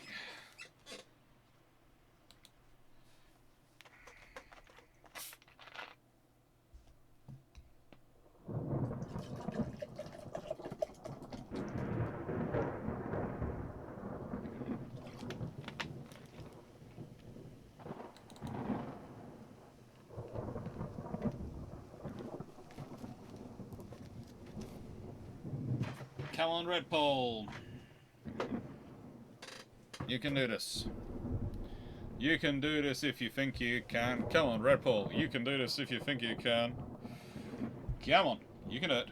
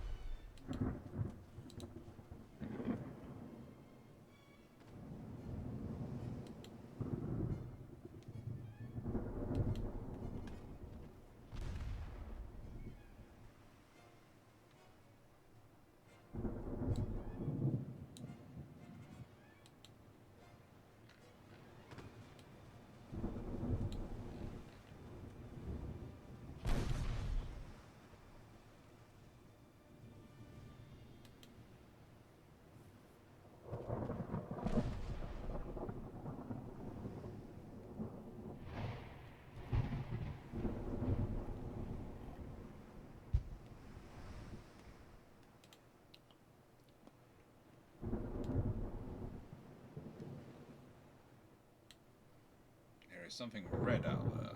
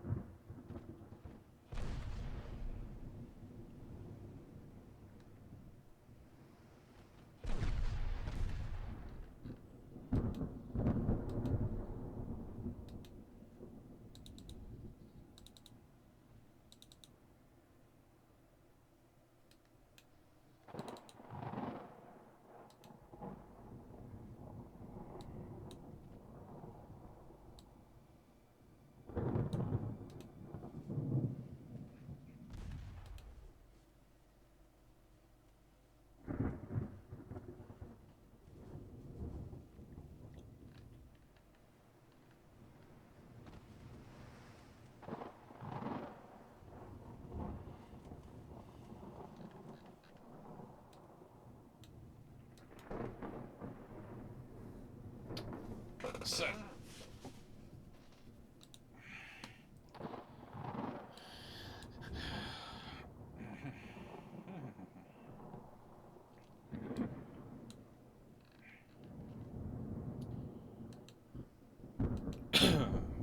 I don't want to go past them in this weather.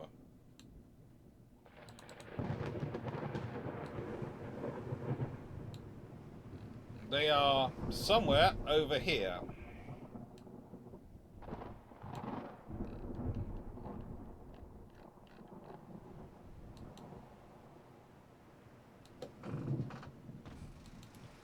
There you go.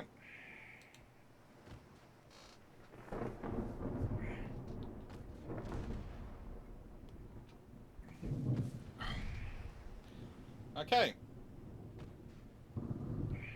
I think I've probably already damaged that one to the point to which it's not going to fight back much.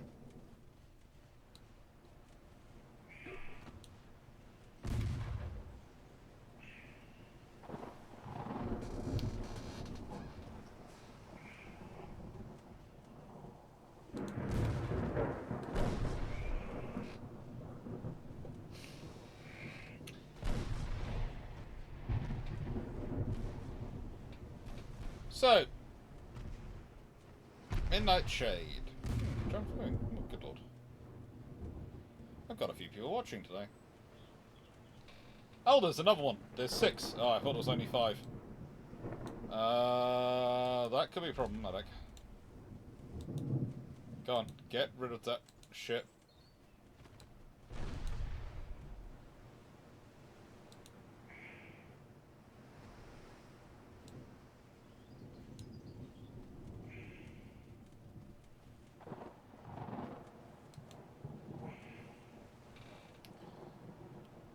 I've got problem with steering. I've got all sorts of issues going on here.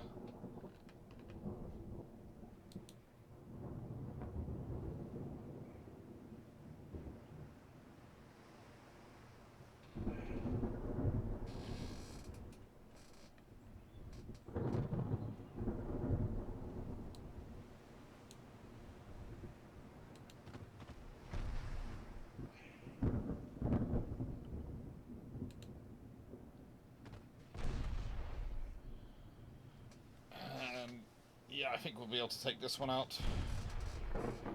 And then we've got that one up ahead. Oh, there's 2 more up ahead. Okay.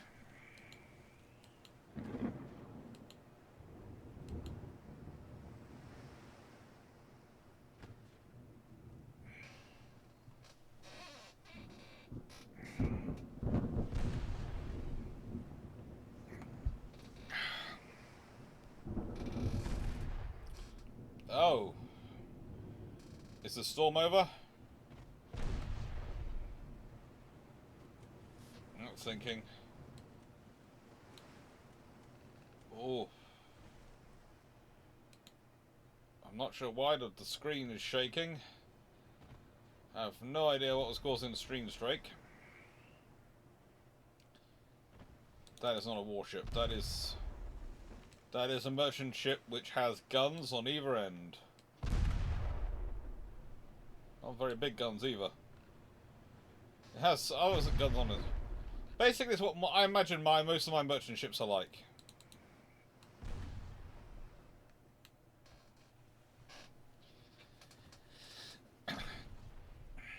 Although, I'm hoping I have a few more of them sailing around on this on those.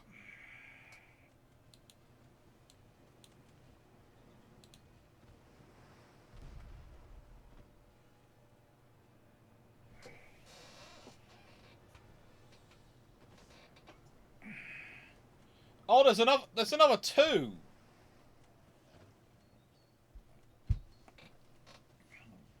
I've got plenty of ammunition left.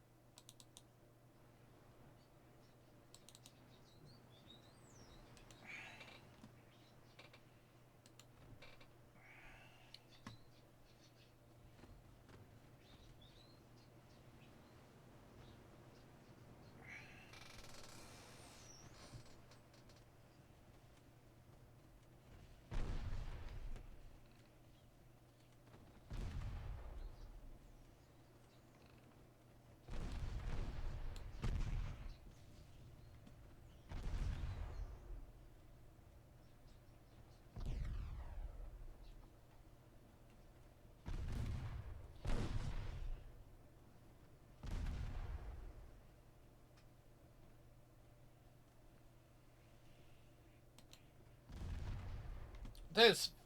Goodness gracious, how big was this convoy I've run into? It's worthwhile taking out. It's going to cause tremendous damage to the French economy, but, you know.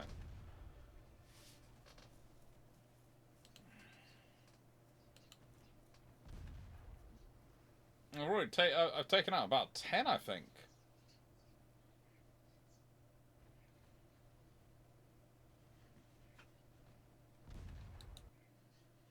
Yes, Twitch is still working.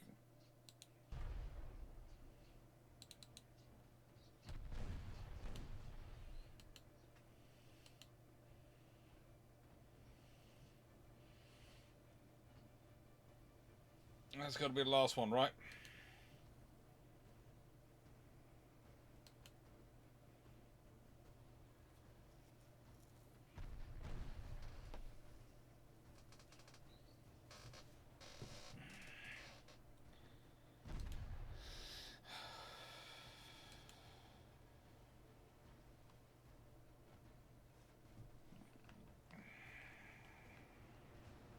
Yeah, that's going to be the last one.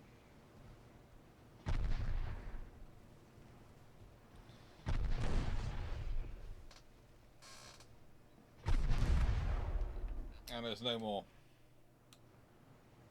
Yep, that's all over.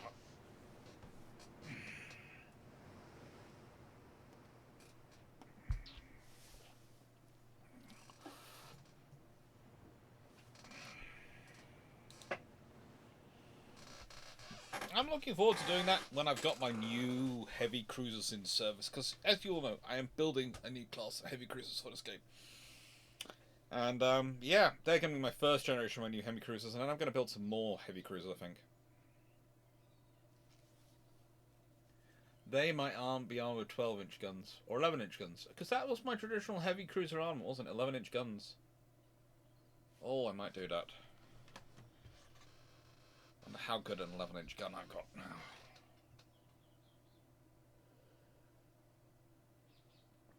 But it used to be the fact that both my battleships and my heavy cruisers had 11-inch guns. And the whole idea was that meant my heavy cruisers were basically my second line for my battle cruisers. For my battleships.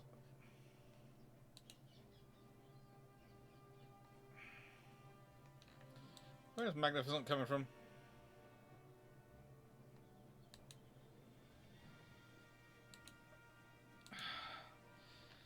Now Magnificent is out fighting. That's got 9 15-inch guns. 9 15-inch guns.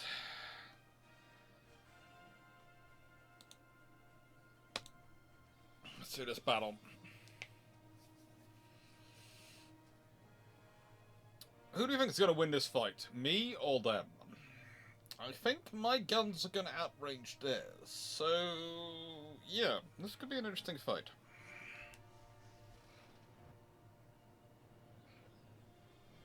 Basically, because I do everything I can to give my guns the maximum possible range.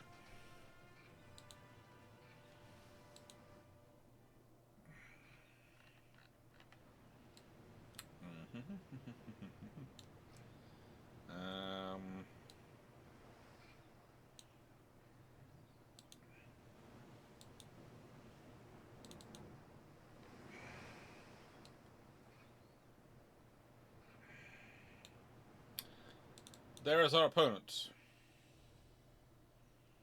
One of these vessels with, I'd say 15.5 inch guns. So theoretically that's the firepower advantage.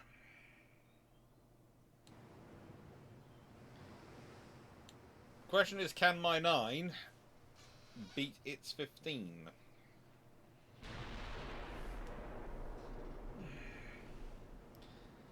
Theoretically, no.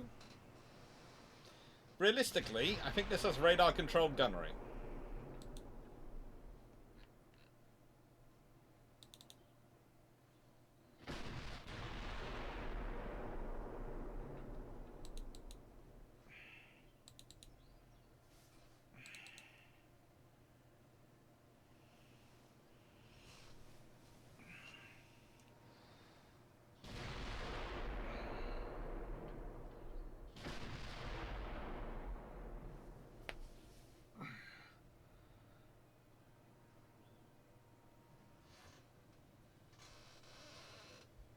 Guns accuracy. That's fairly high.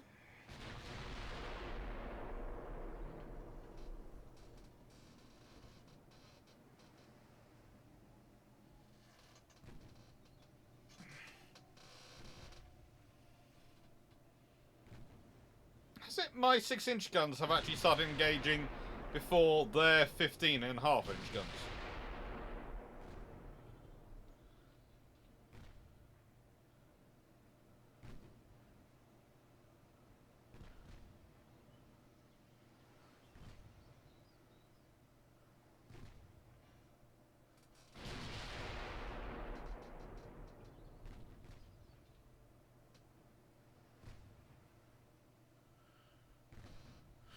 So my 6-inch guns have engaged before their 15.5-inch guns have, and my shipping seems intent on keeping them at range and just blasting away. I don't disagree with the firing technique. I just am finding this a bit embarrassing. Yes. Does have the range advantage. It's one of the big deciders in these kind of battles. If I can dictate the range to you, and theoretically, we are roughly the same speed, so we're not going to get in closer if I don't really want to get closer or I don't get damaged. And they are... they're already in trouble. They're actually slower than I am.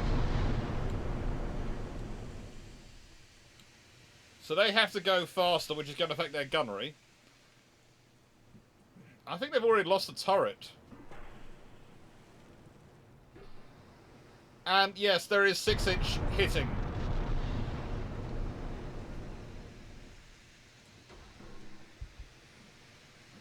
The thing about a 6-inch high explosive is it's just going to do damage to things.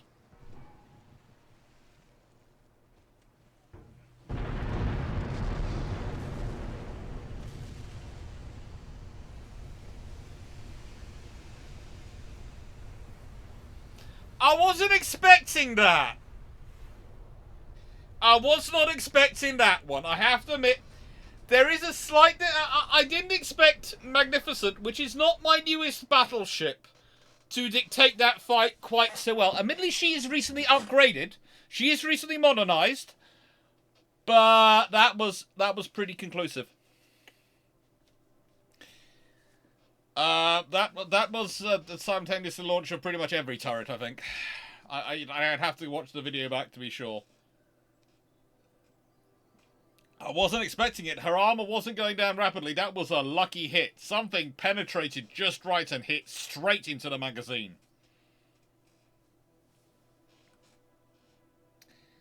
It just whacked into the magazine. How's the naval invasion going?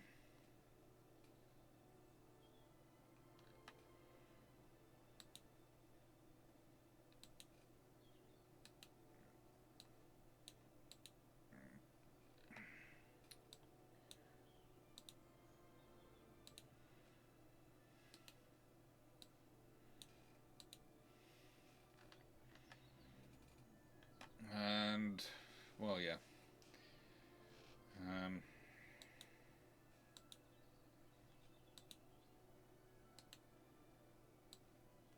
Send you to reinforce that as well. Oh, let's see, anything else going? Barcelona. Yeah, we need those ships built.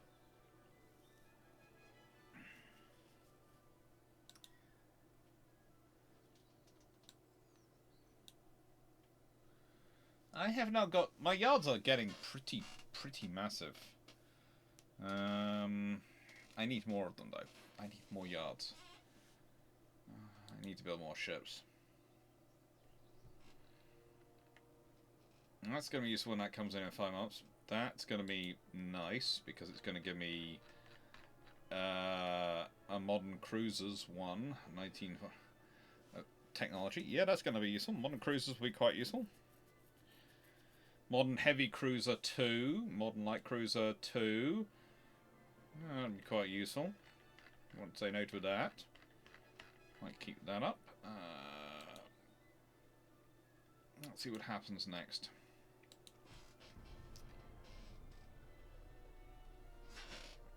It's the point at which I wish I was better at clipping. Because I definitely would clip that simultaneous launch and just go, this is what happens when you get a lucky shell. Because it was a lucky shell hit, let's be honest. Either that or a lucky salvo hit, and literally a whole salvo whacked in. I didn't see it. Just went boom, and I was going, oh my lord. Under that circumstance, it was very unlikely to get any survivors of crew. If you got that big a boom, there is unlikely to be any survivors of the crew.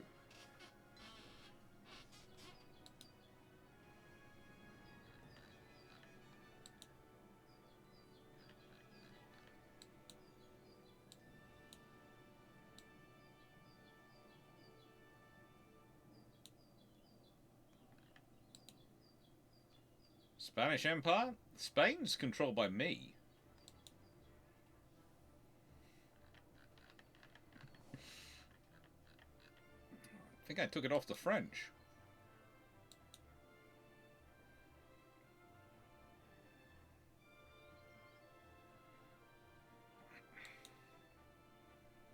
Speaking of clips. Yeah, not cruiser design now. Big guns, what am I working on? The Mark III 16-inch. Yes, go for it. Go for it. No, I don't need that. Torpedo propulsion will be nice when that comes into those. But yeah, the next generation 16-inch guns! Ooh. I'm going to have so much fun with these. Modernizing my next generation battleships are just going to be, yeah.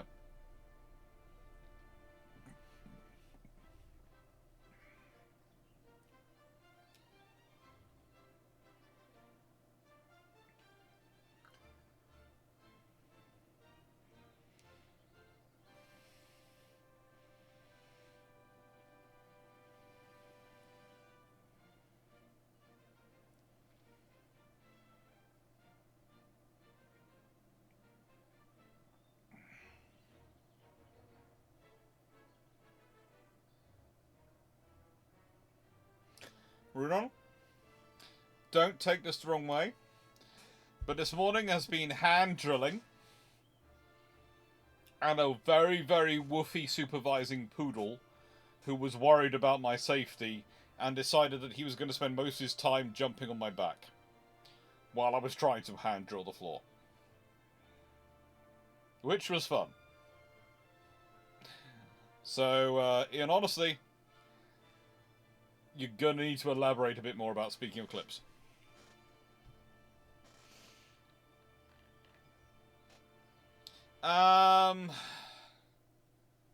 You're building a third generation battlecruiser in 97. Cool. I remember doing a battlecruiser heavy one. I did a battlecruisers only. I wasn't building any battleships. I remember that was an interesting challenge, that one. This one has been basically doing battleships only, and I'm only now doing battlecruisers to fulfill the heavy cruiser role. What's top speed? Oh god. We're gonna do this, but I don't feel nice about doing this, okay? Please note, I do not feel nice about doing this. This is not the way I like to wipe out in solo heavy cruisers.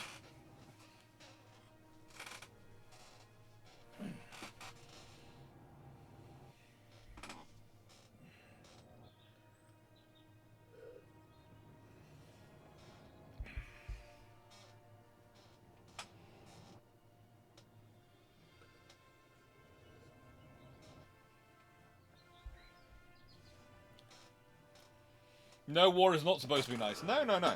But, and I do realize that. But usually I prefer to deal with heavy cruisers one-on-one. Merely the one ship I like to be involved on my side is a battleship. But, you know, that just...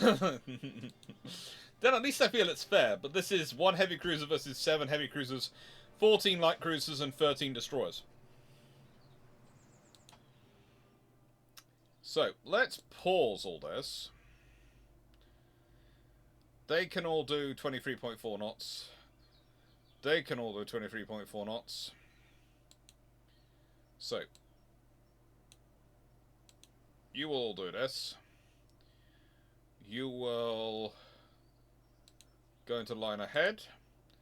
Done and done. Actually abreast. And go find the enemy.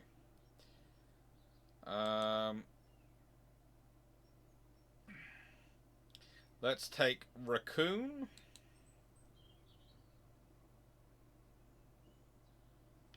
And Smoked Haddock.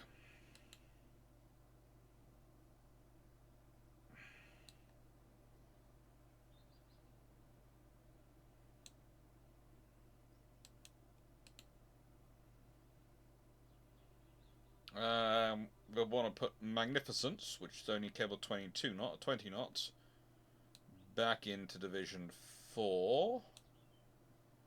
These can all do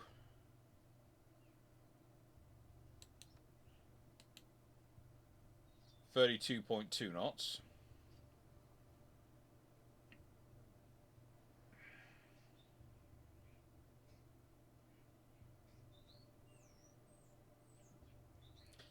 Caroline and Smoked Haddock.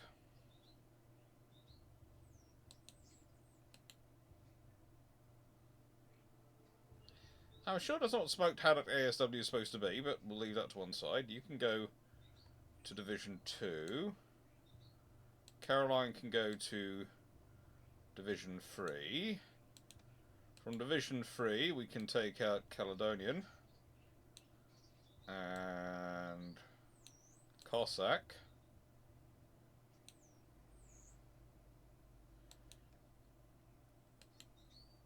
We can take... Ooh.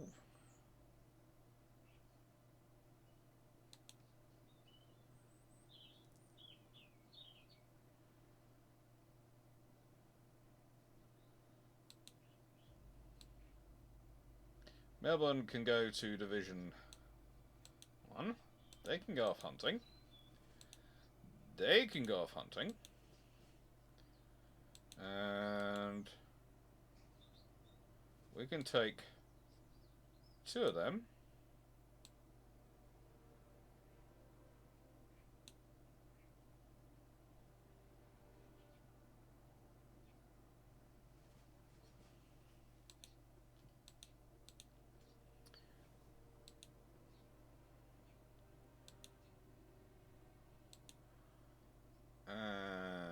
they can both do screening operations. And screening operations. And you can go...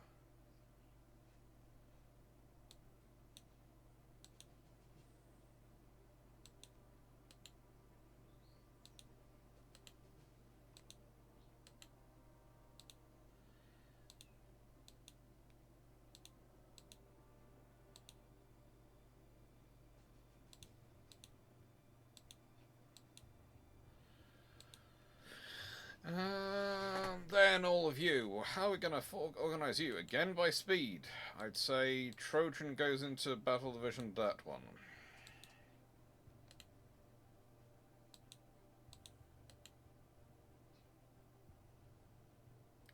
Okay. Water Hen. Hang on. They're 32.4, they're 33.2. So take Trojan out of there, put in that one.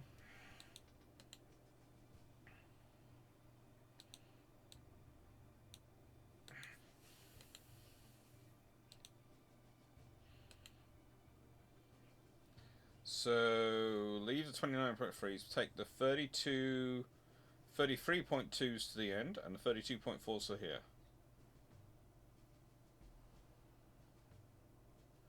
No, 32.4 to division to there.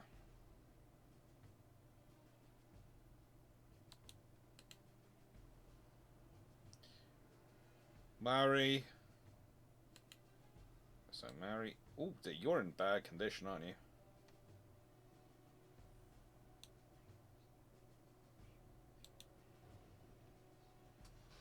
32.3, 33.2s. So that's going to be Yarrow.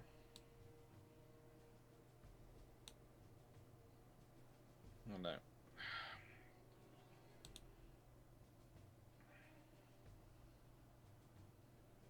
Yarrow, Sabrine, Waterhen, and Lynx.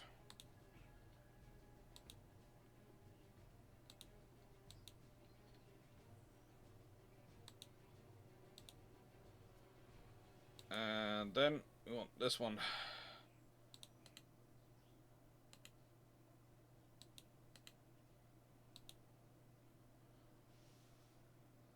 Well, who's the 29.3?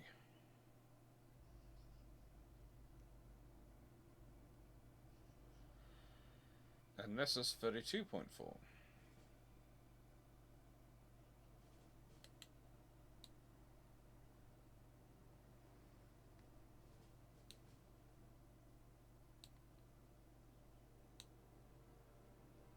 Oh, for goodness sake, I do hate it when the system does this. I don't want it to be... I don't know why it's decided to do that. No.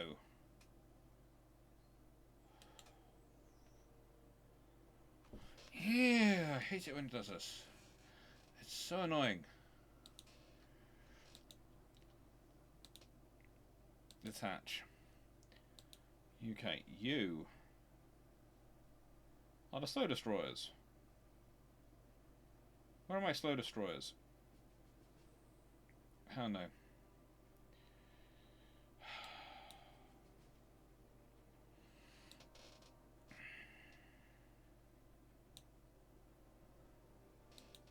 Okay. Cruisers. Detach.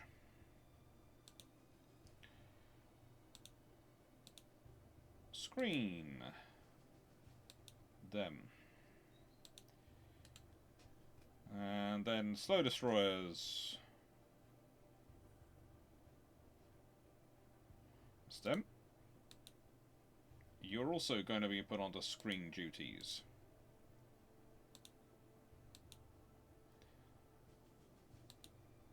You are going to go off hunting.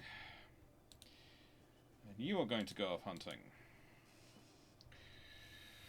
Right, this is going to muck around. Hello, Cowderface.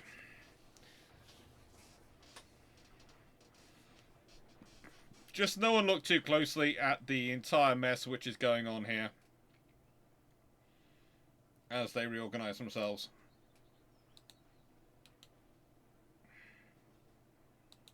That's screening that one, that's screening that one, that one's screening that one.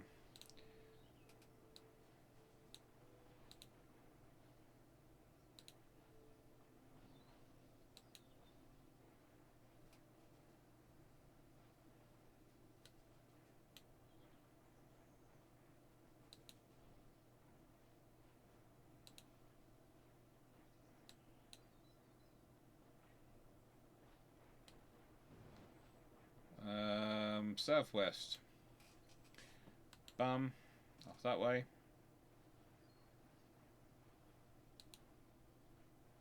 That way. To northwest.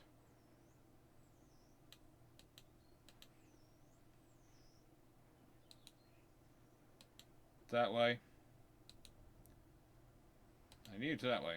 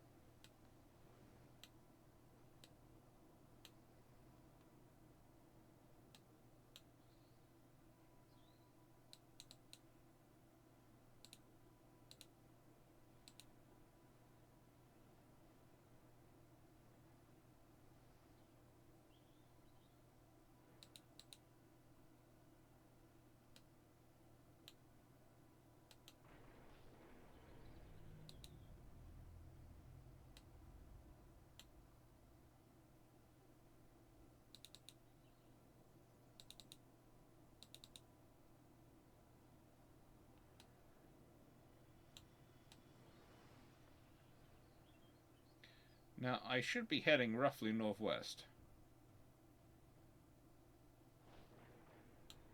Why are you bashing into each other? How are you doing that? Because you're supposed to be going maximum speed.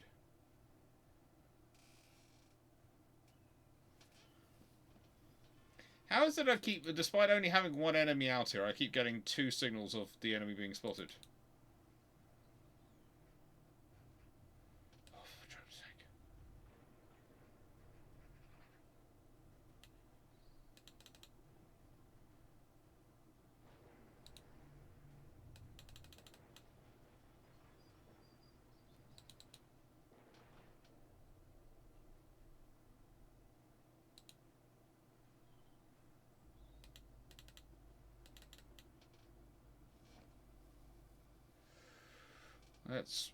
They're all heading southwest.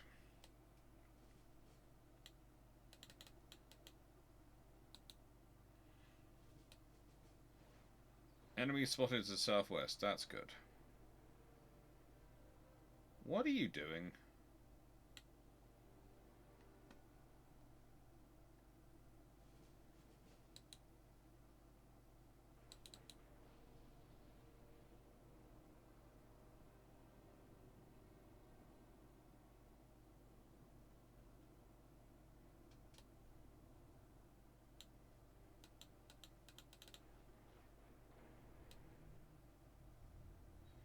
I'm not looking southwest, I am.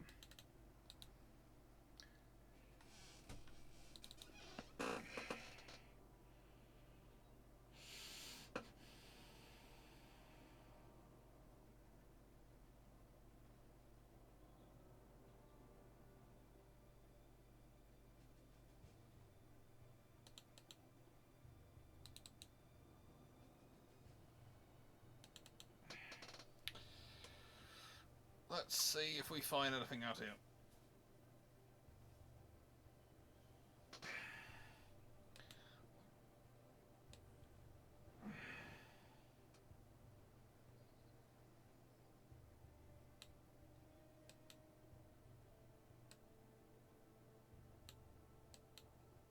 I keep getting green lines off to that side, which is normally an indicator of where they are.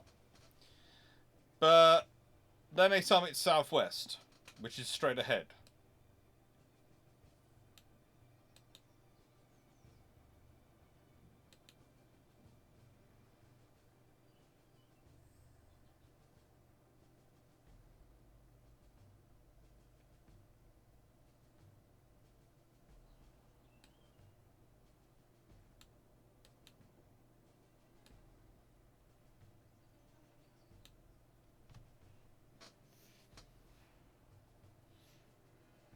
And I'm heading northwest at this point, not southwest.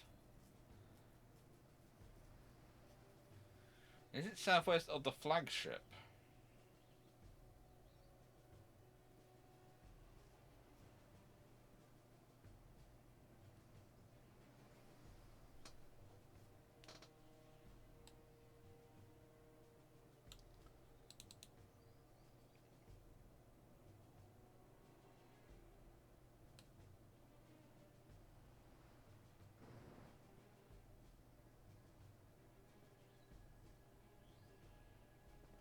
Well, they're heading southwest.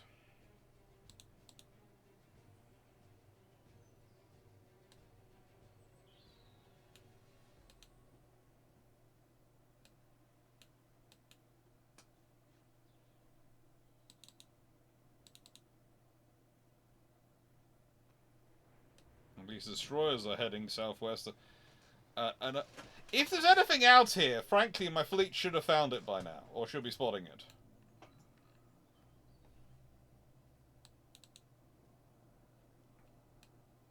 That's quite a heavy concentration of fleet capabilities coming this way.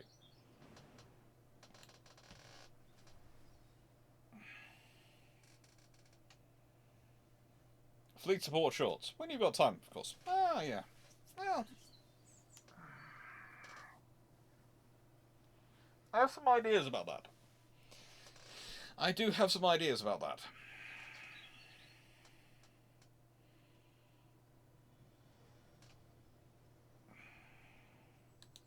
In this battle.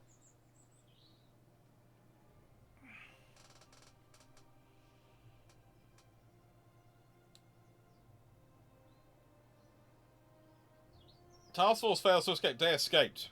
They did. And I'm not sure if we call a single heavy cruiser a task force.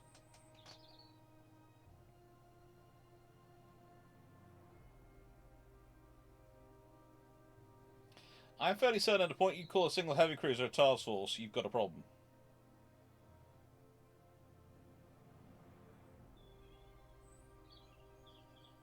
Saying that, there is the Andromeda Ascendant. Glorious Heritage class heavy cruiser.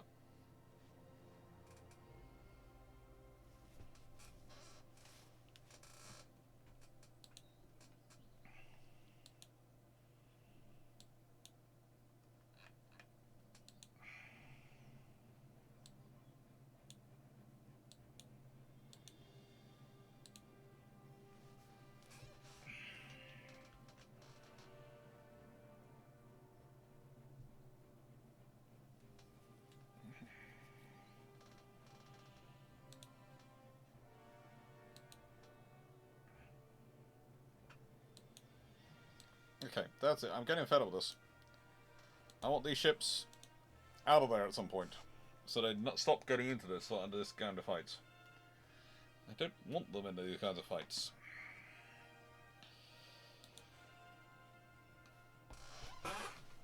Excuse me a second.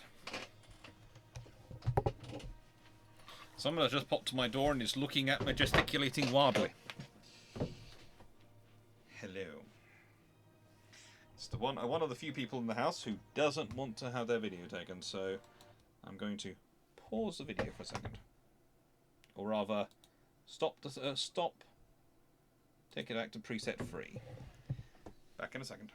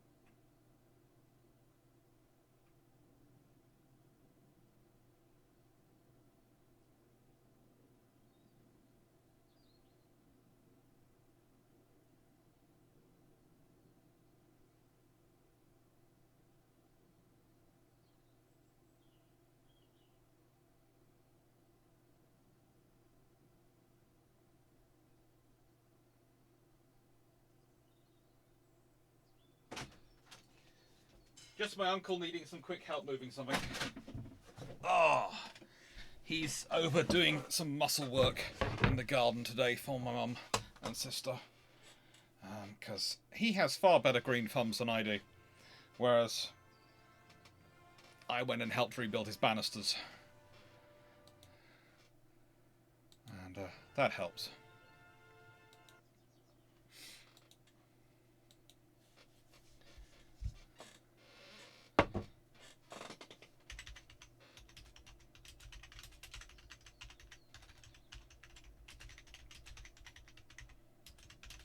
What he did remind me was the food is going to be served at 1700 hours as well. So I moved the thing for him, and I've got a couple of minutes to see what I can put, what kind of condition I can leave this empire in. Because we're doing quite well, let's be honest. We've got 174 provinces. Go for world politics. We have 174 provinces, right? France has 24. Japan has 7, so that's 31. Germany has 1, so that's 32. Italy has 13, so that's 40. That's 22, 32. That's 45. And America has 13, which is 58. And I have 174. So I have roughly 3 provinces for every one everyone else has.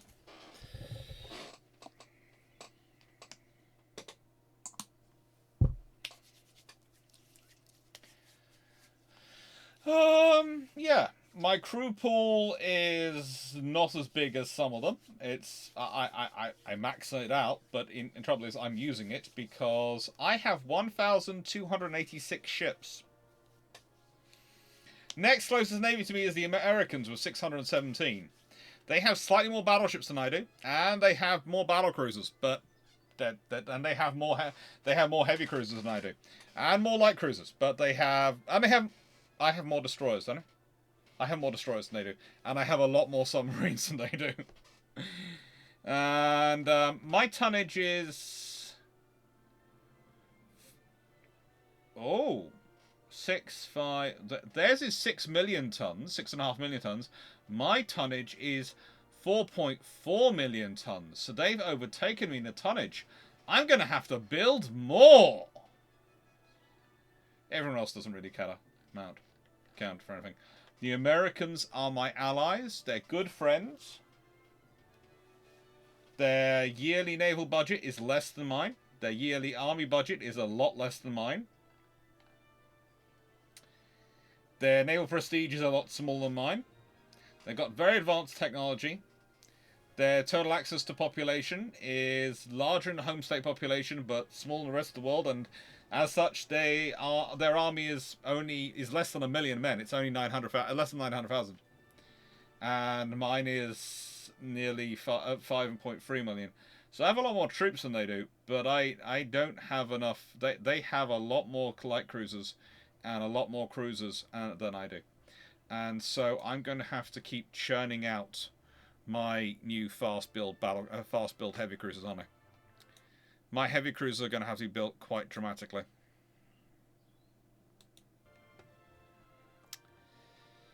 And let's see.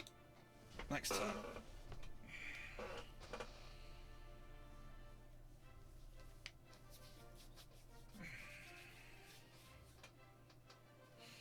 Just built my first generation dreadnought in 1986. 25 knots, 4 triple 12.5-inch guns, 14-inch main belt, and 4 twin 7.5s per side. Curious about the 12.5-inch.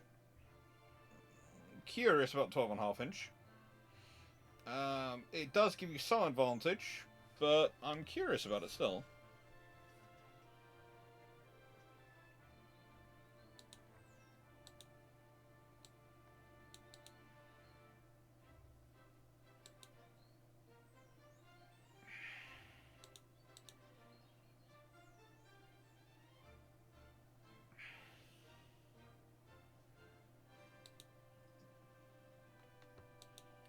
Yay.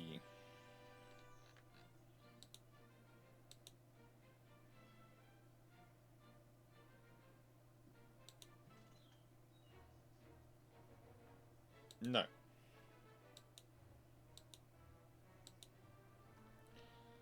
Let's go to finances. I am now using.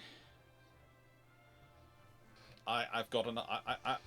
I can order another 10 of my heavy cruisers.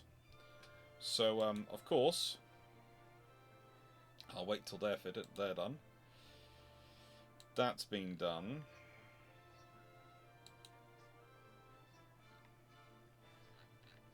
What are you doing? What's mine for? Magnetic Mines number 2. Yes, you will get investigated. Maneuver Warfare number 4. What are we doing? What are we doing? What are we doing maneuver warfare wise? Crew Training Doctrine.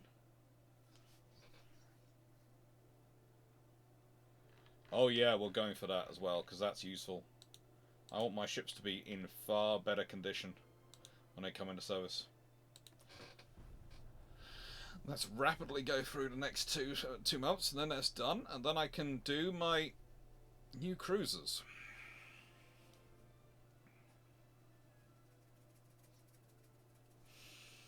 Order another 10 of my souped-up heavy cruiser.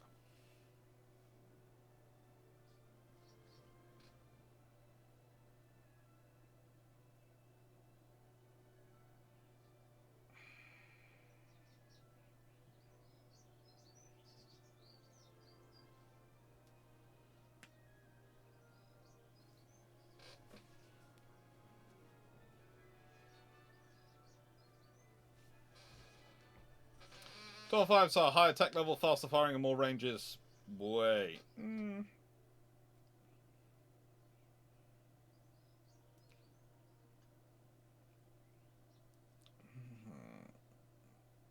I can see the point, but it seems to me like it's almost a wasted effort with 12.5 versus. Well, this is just the point I'd make. With 12.5 inch, yeah, you've got 12. You've got slightly more. You've got half an inch more fire weight, etc. But that's going to have an impact on all sorts of things. Where is it as much advantage over 12 inch to make it worthwhile?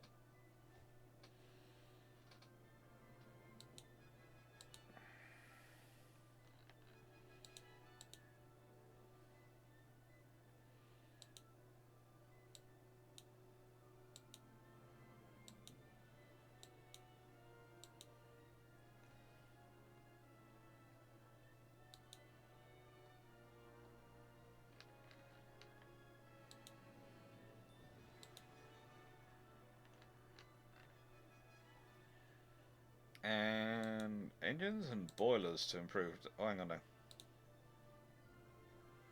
Yeah, boilers and armor forging are probably the ones about next. And special machinery. Yeah, but I don't know what that's going to be.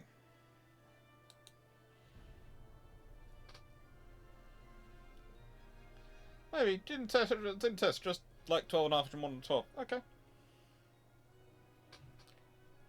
It's just I know when I'm picking 16.5 inch versus 16 inch that as far as the game's concerned, honestly, what I'm picking is literally personal preference. So when I do 13.5 inch or anything like that. But saying that, that's me going historic because I'm playing as Britain, so I'm doing the 1.5 inch jumps as well. It's the thing is with this game is that 0.5 inch can give you some advantage in some of the guns, and it really doesn't seem to rhyme more sense why. But you know, it gives you something. It means if you're facing a 12-inch gun ship, you should have some advantage over it. But as you saw, the French had 15.5-inch guns, and I had 15-inch guns, and I don't think that was much advantage as the tech I put into it. I put into my 15-inch guns.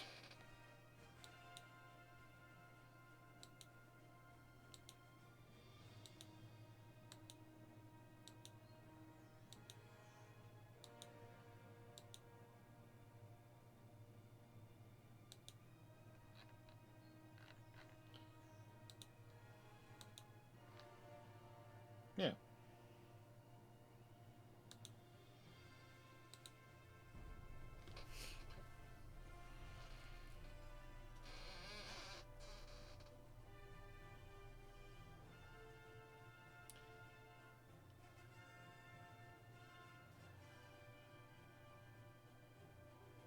I'm waiting for the battleships to jump to 73. Then I'm going to upgrade the battleships and put in order the next generation of heavy cruisers.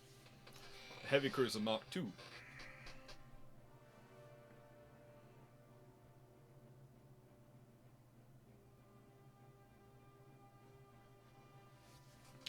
Do you know what I mean? My enemies have 14 or 15 inch, but 1 or 2 tech levels lower, respectively. My match on 12.5 inch and more than double range. Excellent.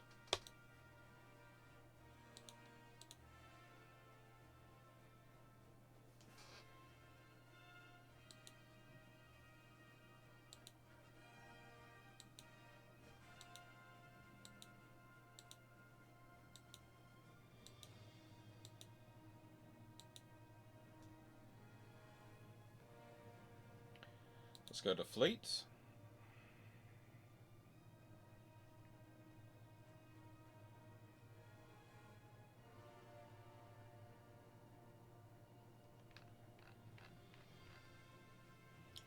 They're all commissioned in 1 month in Scarpa Flow, and then I can work on them, the Avengers. And they are coming up. That's good.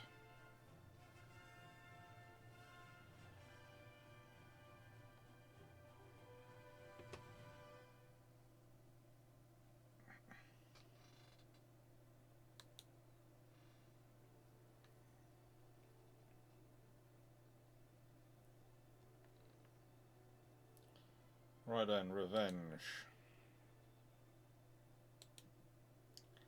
Let's first upgrade this. Because we want these to be powerful, don't we? We want these to be as powerful as they can be.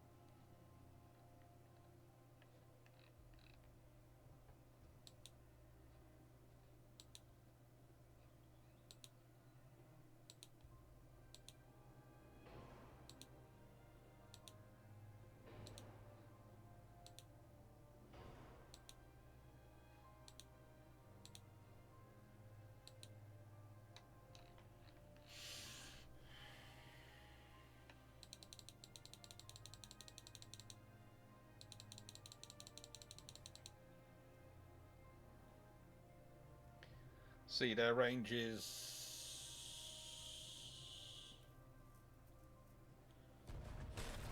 effective.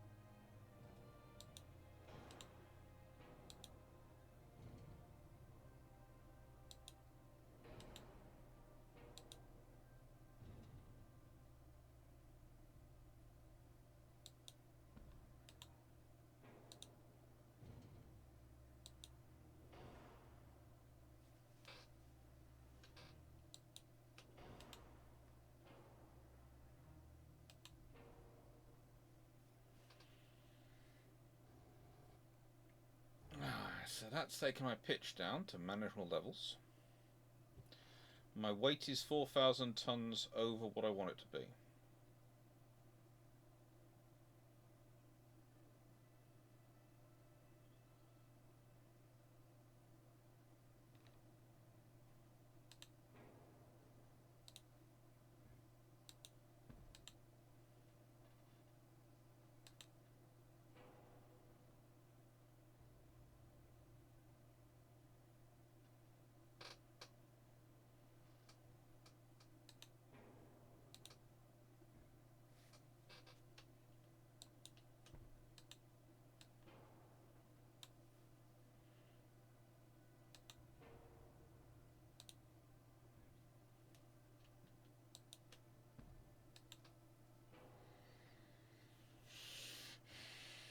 what can we do to drop the weight down a bit?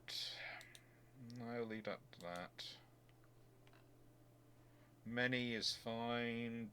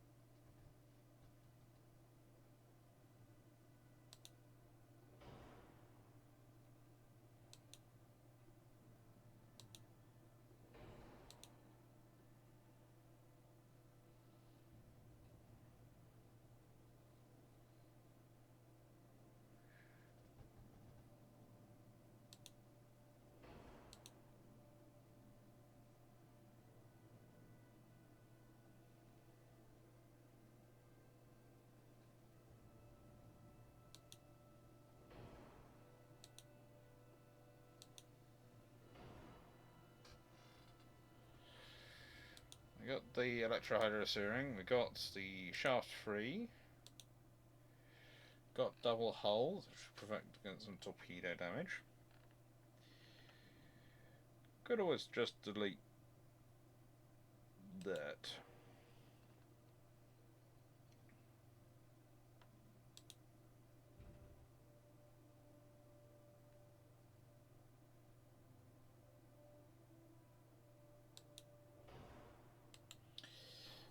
And the thing is, I can then...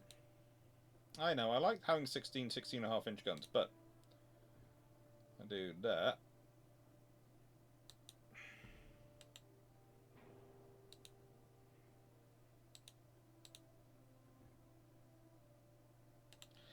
High enough.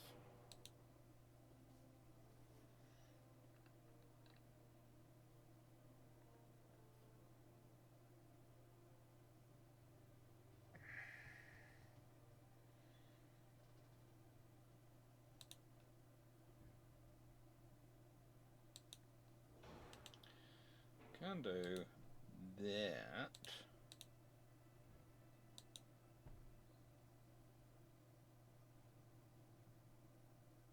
And that. And then, with that in, the rate of fire's up, everything else is up.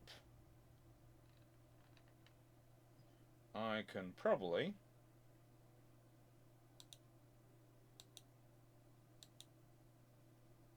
do that. And then I have a very, very good looking ship.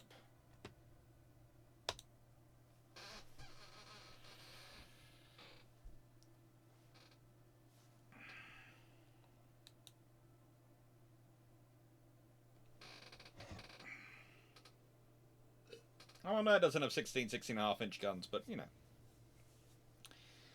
It's got a lot of firepower. And I might try an all-forward one with quad turrets as my next design to see if I can get the 16.5 inch guns.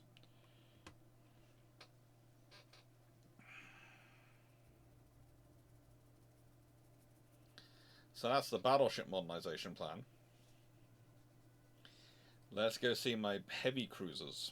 Honestly, a heavy cruiser modernization plan. Shall we? Shall we see?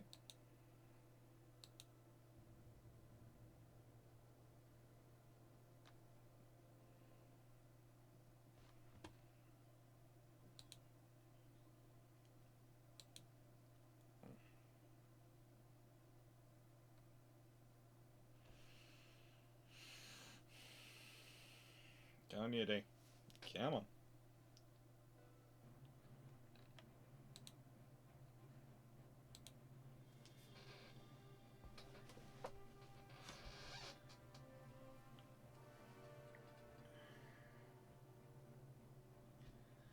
Let's see what happens with this ship.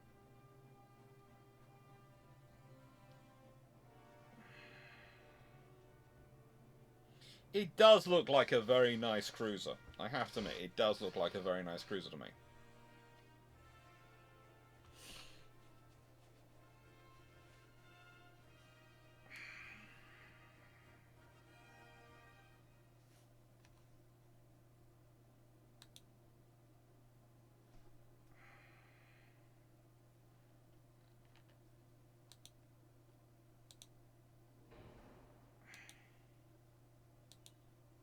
And basically, the only thing I wanted to do was to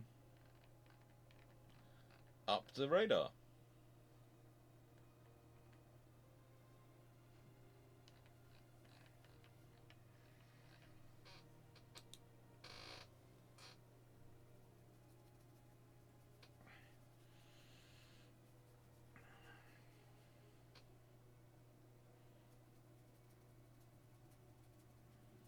And then order another 10.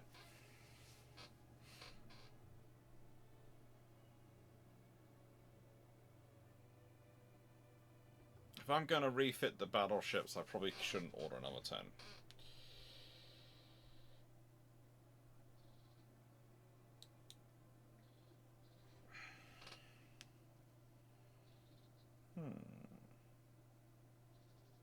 I will copy it, yeah.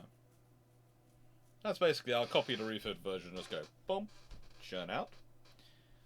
Honest Heavy Cruiser Mach 2.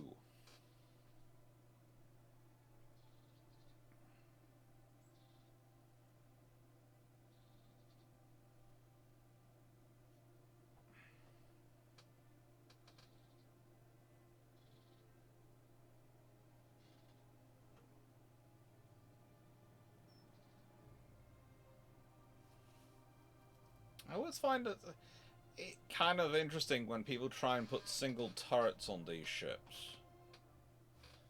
It's a very modern ship design, but you know.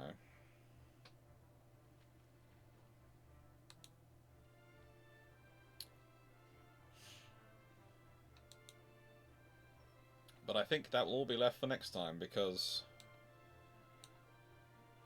my battleships haven't yet joined the fleet. All these things. That's all going to be good.